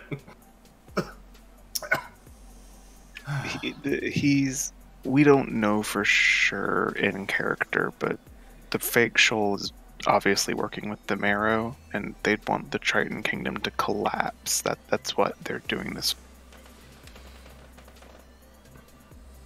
So they would want the Resistance to win?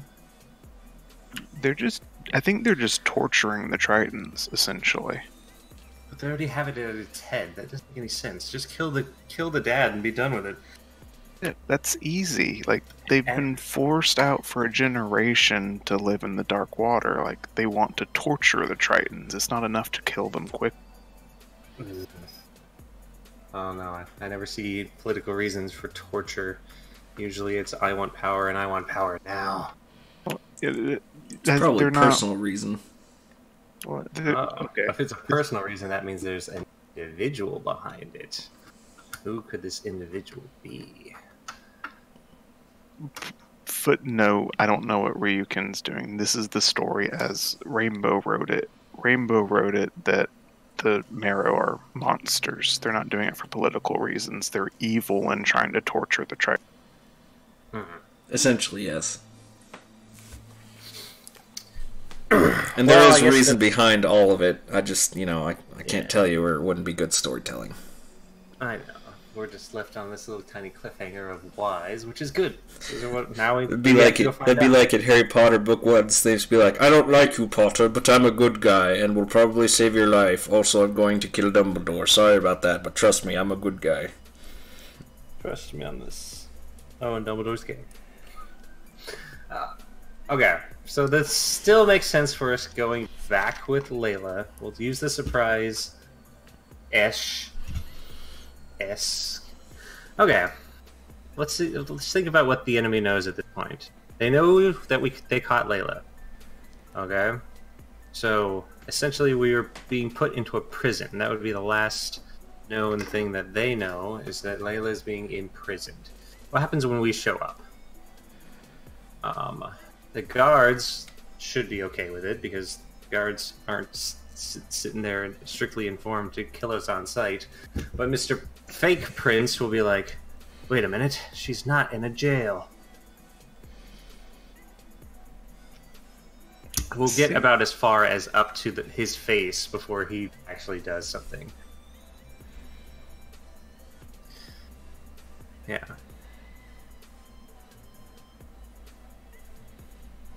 Do we just want to jump him there? No, that wouldn't look bad. Although, again, just revealing the real prince to the fake prince in the same room, that causes a ton of confusion for the guards. That would just be one of those funny movie moments. I'm seeing double! 4 Prince Shoals! Prince Shoal. Nice to meet you. My name is Prince Shoal. Prince Shoal? Oh no, there's 2 Prince Shoal. But which one is the real one? You'll have to shoot us both. God. This will sow a moment of confusion. Alright, Jericho. How would Jericho capitalize on this moment of confusion? The moment of confusion if 2 shoals come. 2 shoals are now in the room. The guards don't know exactly who to trust at this moment. We already know there's 1 fake and 2, even though one's standing next to Layla. That's not an assurance. The 2 things I'm looking at doing are either I always have hold person. I can paralyze him, but I'm also picking up detect thoughts as my next. Cool. Good. Really That's a very useful spell for this situation. Yeah. But it doesn't help you when you're just saying, he's thinking about blah. We'll trust you and we'll know his thoughts, but that doesn't convince the guard. How do we convince the guard our Shoal is the real Shoal? You have the voice of Layla. I mean, that's good, but not enough. We need a guarantee. If we're just going to outright oust him. I think you're thinking of this like it's gonna go cleanly, and this is D&D no. and it doesn't go clean. No, it never goes cleanly. But I'm gonna plan for it anyway and just prepare for shit that hit the fan. See, we're gonna get there, and we're gonna roll initiative because the DM has planned a combat encounter, and that's what it's gonna do. No, that's not fair. I'll never make that gaming assumption. I mean, it could happen. I'm not going to deny that. Right. You get to the gates, and they say, "Oh, Princess Layla, you've returned." Hey, wait a minute, is that Sivart? Get him, boys!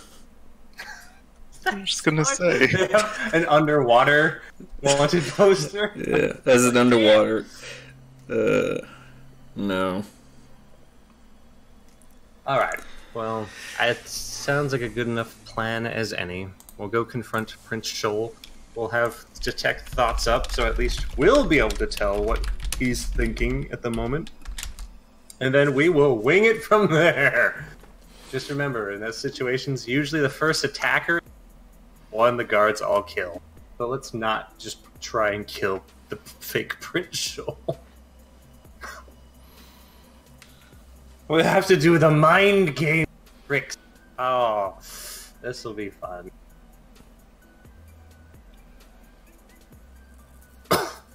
Alright guys, I do have to go. This infection is killing me. I'm going to go lay down for a bit. Alright, go do that. I'm going to do the same here in a bit, because apparently I'm getting a migraine. Alright, good night guys. Good night. Yeah. Good night. This one's my fault, though, because I think I might have had some caffeine on accident. I'm not sure. Oh no. That just happens when I drink caffeinated soda. Yeah, I understand that. I have no tolerance.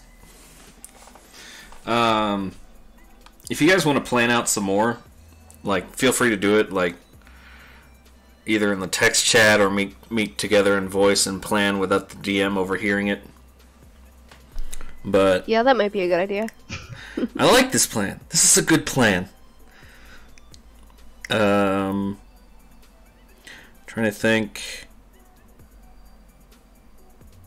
Okay, I could worry about that later. But does anyone want to do anything in game before we end the session? I don't think so. All right. Well, if anyone has any questions or concerns, or maybe some suggestions about something you want to do, something cool, feel free to let me know. Don't hesitate. I will field all your questions, comments, concerns, what have you. So, what is this ominous warning that Shaman Songi has given our players about the destruction of the Grung? What is it with this political game the DM is trying to pull when he's bad at subtlety? Is this all just random luck and the DM is letting the players run themselves in circles?